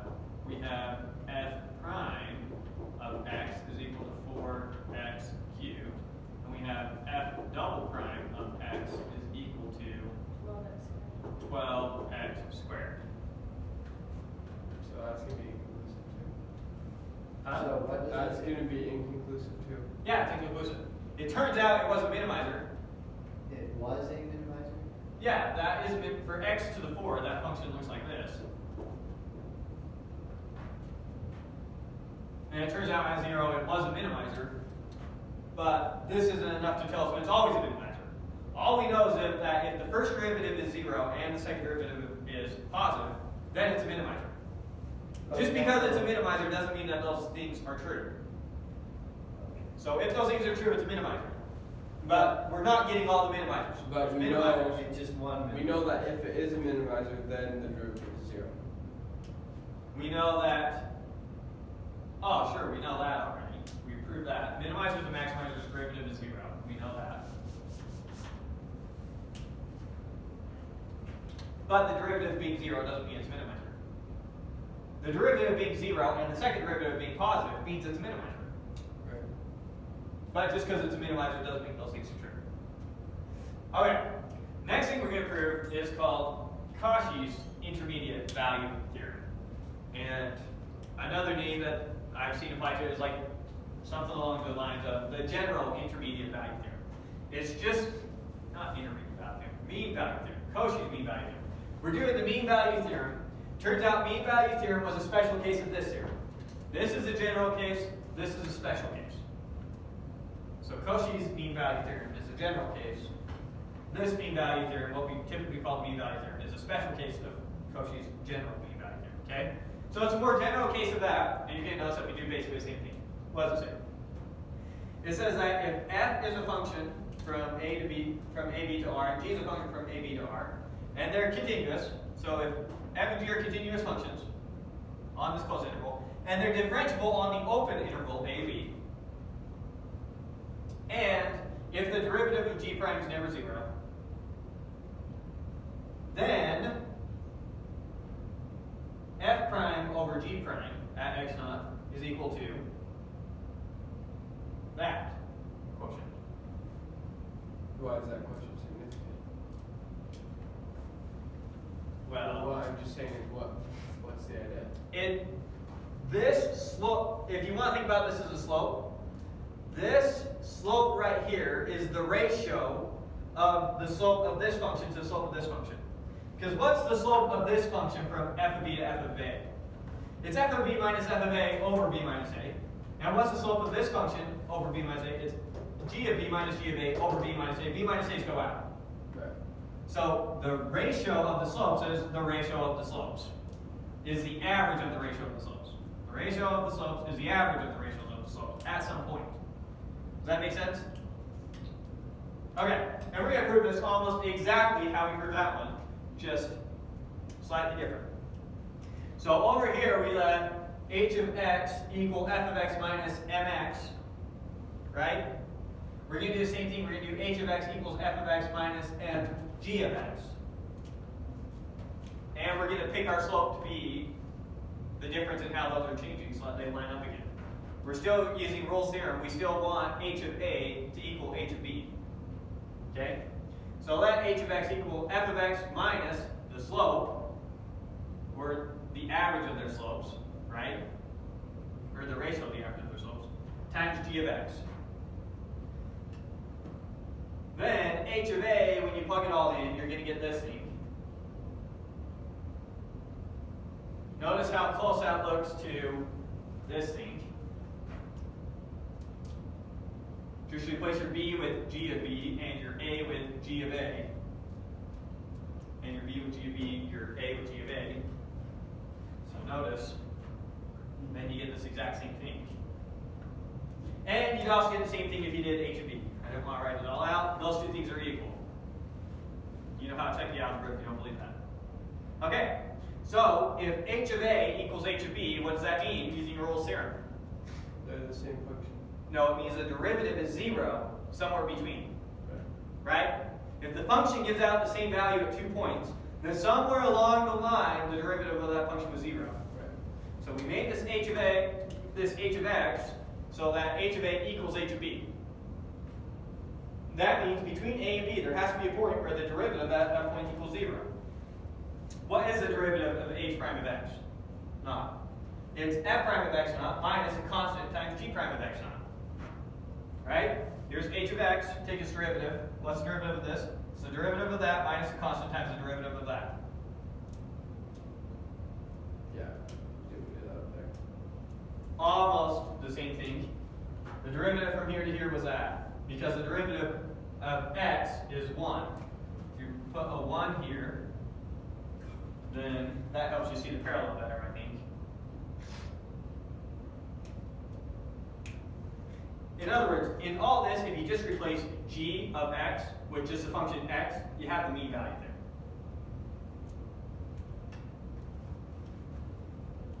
But anyways, so the derivative of h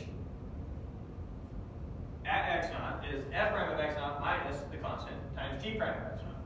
Now we just do some algebra. Move all this over to the other side, and then divide both sides by g prime of x naught. Yeah. So f prime of x naught stays right there. This got moved to the other side, it's right here. Now divide both sides by g prime of x naught. Yeah, it makes sense. You see the algebra? G prime divided, oh, yeah, Okay. You can divide first if you want. Take this, divide both sides by g prime of x naught. 0 divided by g prime of x naught is still 0. So that just leaves f prime of x naught over g prime of x naught, and then cancels out over here. And then move this to the other side. You get it? Good? So that's proof of it. And that's it. And notice, maybe just write this out explicitly so you can see how the mean value theorem is a special case of this. If I write g of x is equal to x, then let's rewrite out what this says. This says that the derivative f prime of x naught over what's g prime? Oh, it's 1. 1 is equal to f of b minus f of a over what's g at b? B. B. B, what's g at a? A. Which is what this says.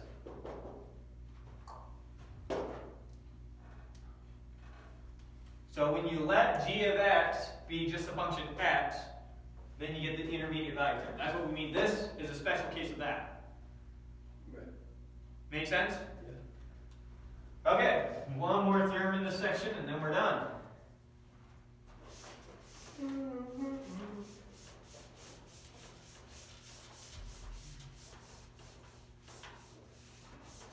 Maybe even get a little bit of Leibniz notation today. Wouldn't that be great? It's such a small section, why are you gonna say it's gonna be so long? I want to re-go through derivatives using Leibniz notation. Oh,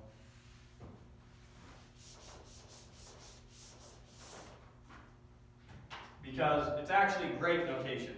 And the notation we've been using so far kind of fails later on. so on the test, what happens if we use Leibniz notation for? Not wrong.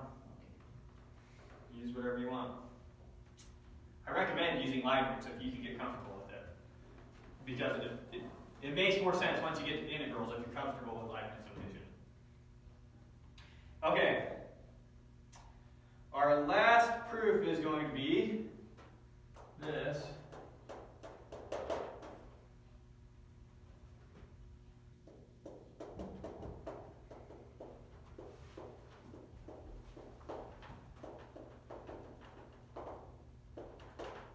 Let I be an open interval, and n is a natural number.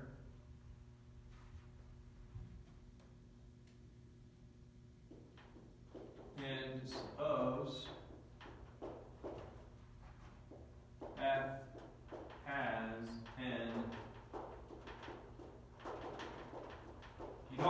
by it has n derivatives? Yeah. Yeah. You can take its first derivative and its second derivative and its third derivative, etc., all the way to its nth derivative. So this thing is at least n times differentiable. Sorry, let's check where it was. Suppose the function has n derivatives. Suppose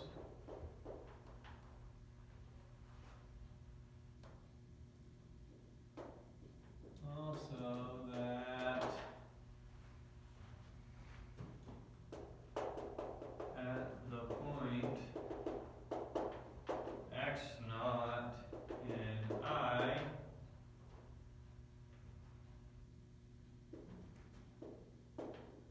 the kth root of x naught is equal to 0 for 0 less than or equal to k less than or equal to minus 1.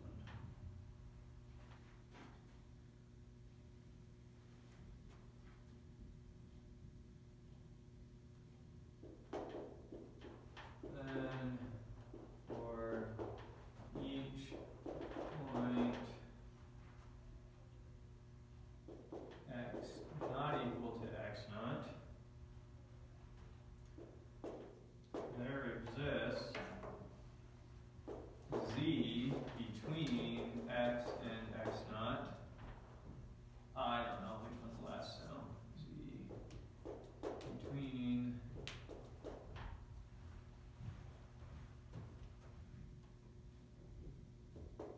x and x naught such that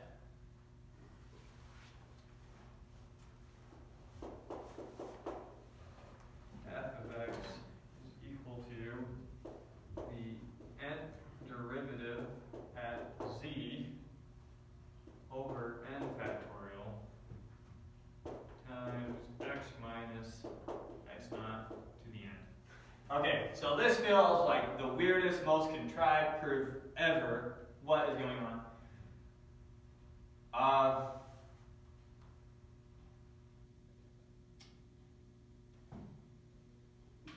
I don't want to get down into a rabbit hole where this becomes really useful. Just that it does later on in analysis.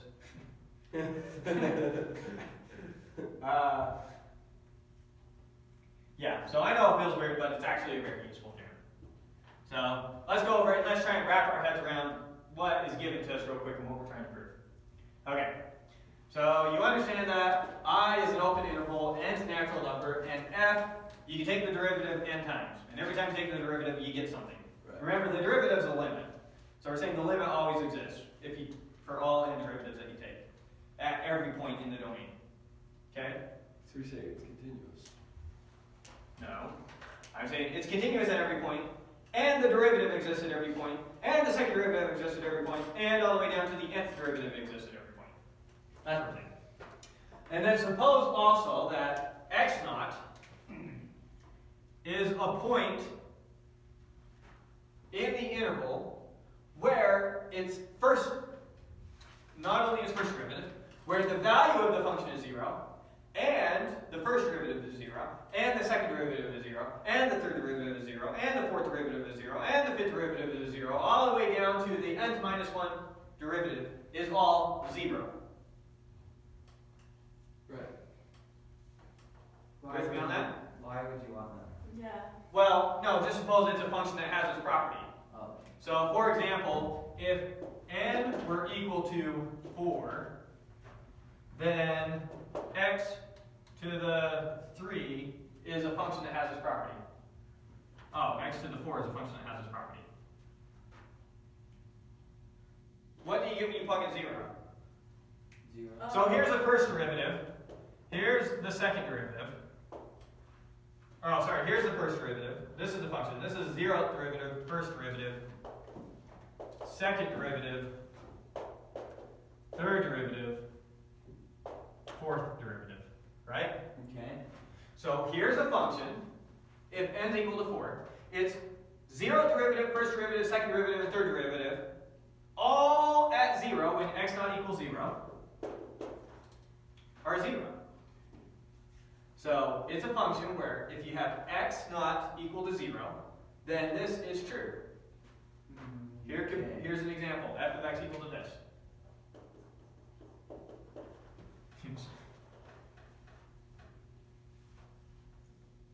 So this is an example of a function that we could be talking about, where n is 4. Okay. This is 4 times differentiable. We took the derivative 4 times and always got a limit, always got something. And if x naught equal to 0, that satisfies this condition. So there says that the point x naught in I, this is true. X naught could be this point. Good? Okay. Okay. So if you got a function where that's the case at some point x naught, then for each point where x isn't equal to x naught, so pick some other point that's not 0, then there exists a point between them, call it z, such that f of x, the value of the function, at x is equal to the nth derivative at z, that point between them, over n factorial times x minus x naught to the n. So let's do this, and then we'll come back, maybe do a physical example after.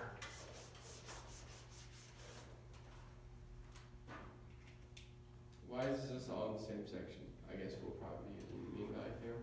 No, we got to another section. This is 4.4. This is? This is the end of 4.4. What? So after Are you taking the test next week? No, we have 4.5. Oh, for sure. We'll get through Leibniz today. Ease. Yeah, so a test in 2 weeks, which lines up with our literature test as well. Our literature test is in 2 weeks. Yeah. Yeah, that sucks. Find g of x Because of equal x minus x naught to the n.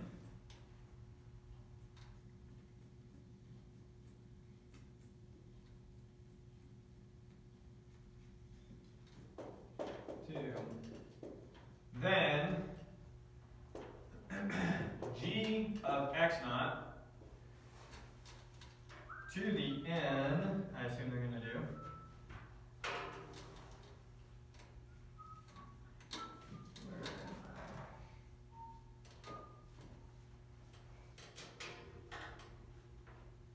Oh, duh. To the k, the kth derivative of that is equal to 0 for 0 less than or equal to k less than or equal to n minus 1. So make sense of this real quick. When I plug x naught into this function, what do I get? 1, 0. 0, right? I get 0 or x naught minus x naught is 0 to the n is 0. And if I were to take the derivative of this, what's the derivative of this? It's n times x minus x naught to the n minus 1 times 1, if you think about taking the derivative of the inside too, but it's essentially just that. Still makes sense. What do I get when I plug in x naught? Still 0. 0. And in fact, that will be the case for my first derivative, my second derivative, my third derivative. That will keep being the case for all my derivatives between my 0 and my n minus 1. But what happens once I get to my nth derivative? What is the nth derivative of this thing? So here's the first derivative. What's the second derivative of this? It's n times n minus 1. X minus x naught to the n minus 2, right? That's factorial right there. Right, factorial. So eventually this is going to get n factorial times x minus x naught to the 0. Here's my nth derivative. That's factorial, what do you mean? N times n minus 1 times n minus 2 times n minus 3 times n minus 4 all the way down to 1. Or 1 times 2 times 3 times 4 all the way up to n. Same thing. Make sense? Make sense? So you see how the nth derivative of this thing is n factorial.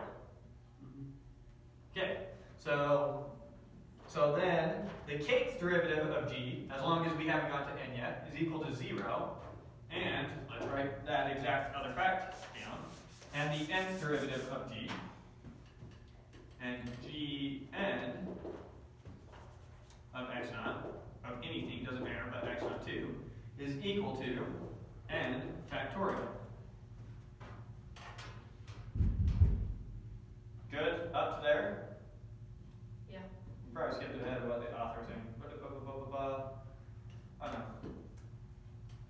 No, I'm not. G of x is this thing. Mm-hmm. Are you saying that you're not good with this piece, Mm-hmm. but you're good with this piece? Mm-hmm. Okay, so we're going to take the nth derivative. Let's forget g of x for a second, and let's just look at x to the 5. Let's take its derivative. What's its derivative? 5 times x to the 4. What's its derivative? 5 times 4 times x to the 3. What's its derivative? 5 times 4 times 3 times x to the 2. All the way down, what's its fifth derivative going to be? It's going to be 5 times 4 times 3 times 2 times 1 times x to the 0. Good? Mm-hmm. Which is equal to 5 factorial. Okay. Same exact thinking here. We're going to get n factorial times x minus x naught to the 0, which is just 0. 1. Oh. Big difference between 1 and 0. If 1's a big number, then there's a big difference.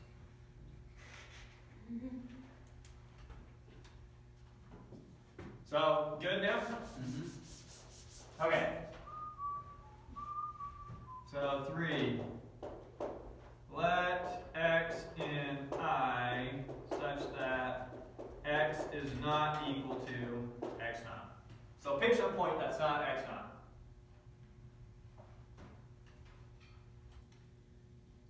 And then we're going to use the Cauchy mean value theorem. And we don't want to handle the case where x is less than x naught and x is greater than x naught. So such that we'll just take the case where x is greater than x naught. Okay. Okay?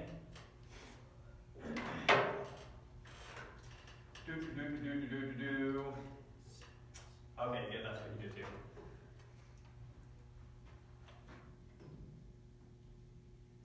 So, by the Cauchy mean value theorem, the one that we just erased, then there exists, kind of sliding down so we get a little bit more space. There exists x1 in the interval x naught to x,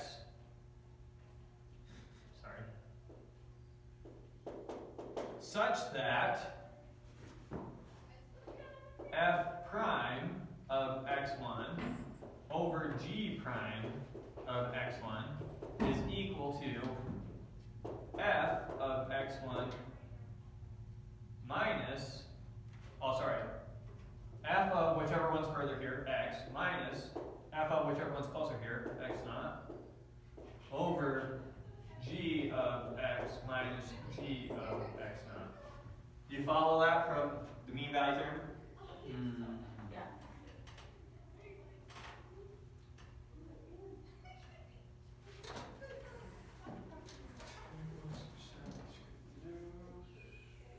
Yes. Okay. Now, here's the big leap. This is also equal to f of x over g of x. Okay. How do we know that? Is x not 0? X naught is 0. How do we know that? Right up there. That's right here. The kth derivative of f from 0 to n minus 1 is 0, was given to us. So f is a function that has that property. And we know that g at x naught is 0. So it was given to us that f at x naught is 0. And we define g so that it's 0 at x naught. So this term is 0 and this term is 0.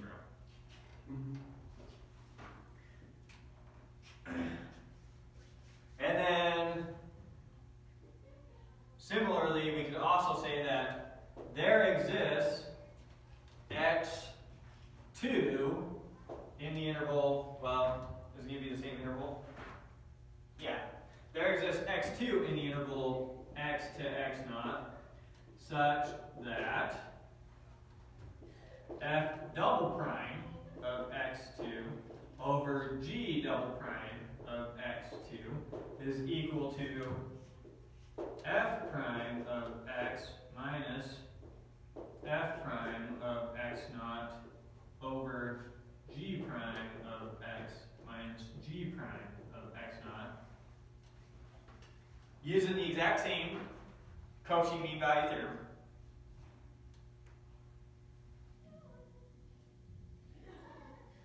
Okay. And once again, this is also equal to f prime of x2 over g prime of f prime of x over g prime of x.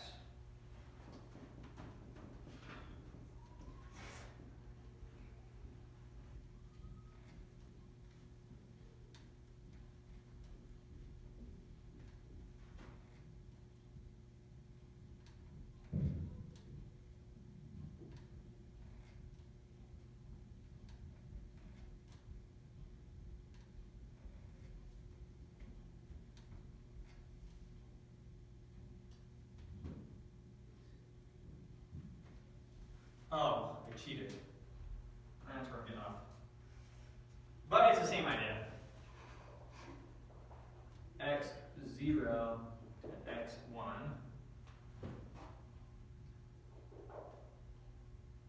That's still 0, 0, 1, 1.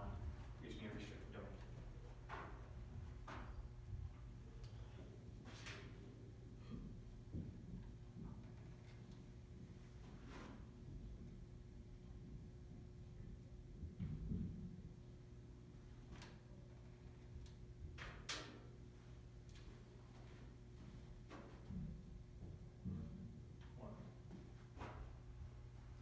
Okay, there we go. Let's walk through this logic one more time. Okay, so I have that f and g are differentiable functions. Right? So I know that I can use the Cauchy mean value theorem. Right? So the Cauchy mean value theorem says that the quotient of the derivatives is equal to the quotients of the average slopes. Right. Okay. Okay? Makes sense. And then I know that these functions are differentiable. Why do you know that? Because it's n times differentiable. Oh, yeah, okay. So I know that these functions are differentiable. So I know that on this interval, there has to be a point, x2, and the x1 is whatever this point was. So then I know that on this interval, there has to be an x2 such that this is true, which is equal to f prime of x1 over g prime of x1, which is equal back all the way to f of x times g over g of x.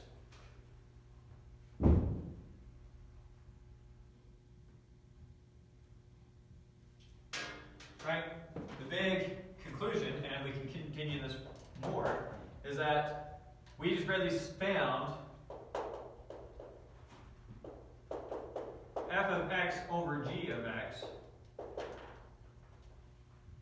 is equal to f double prime at some point over g double prime at some point.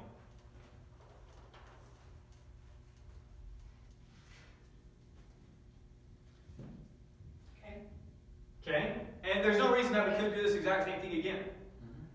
For the third derivative, and the fourth derivative, and the fifth derivative, and so on. So ultimately, what do we get?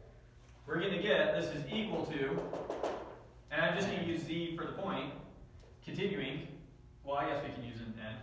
This is going to equal f the nth derivative at the point, I guess, xn, over the nth derivative of g at the point xn.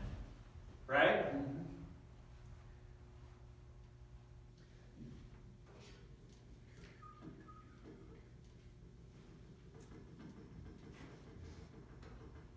Which is equal to, what is this? N factorial. N factorial. Why? The g of n is not.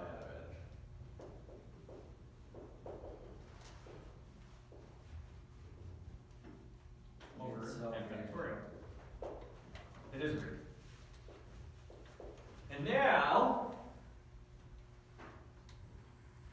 using this is equal to this, that can be rewritten as f of x is equal to the nth derivative at some point. I'm going to use z now to follow what we did up here instead of xn, whatever that is, over n factorial times g of x. But what was g of x? G of x was x minus x naught to the n. Wait, f of What? x equals that, or f of x over g of x equals that? F of x over g of x equals this thing. Multiply both sides by g of x. Oh. And g of x, remember what g of x is? It's that thing. We just didn't want to keep writing this thing over and over again in our expansion. And that's the end. That's the proof. I'm gonna fail this next test. Yeah.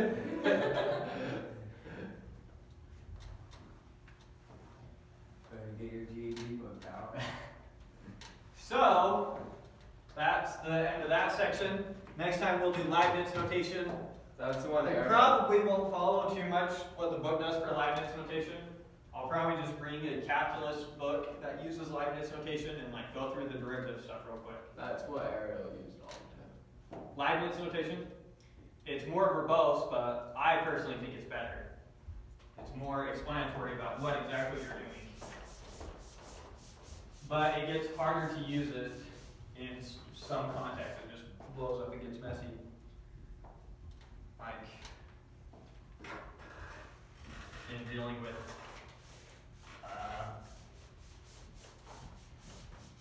well, one of the places that would get messy is tying it to topology. But that doesn't matter. Anyways, yeah, we'll go over Leibniz notation. I think it's the better notation to use to teach calculus, but I couldn't find a good textbook that both used it and taught calculus rigorously.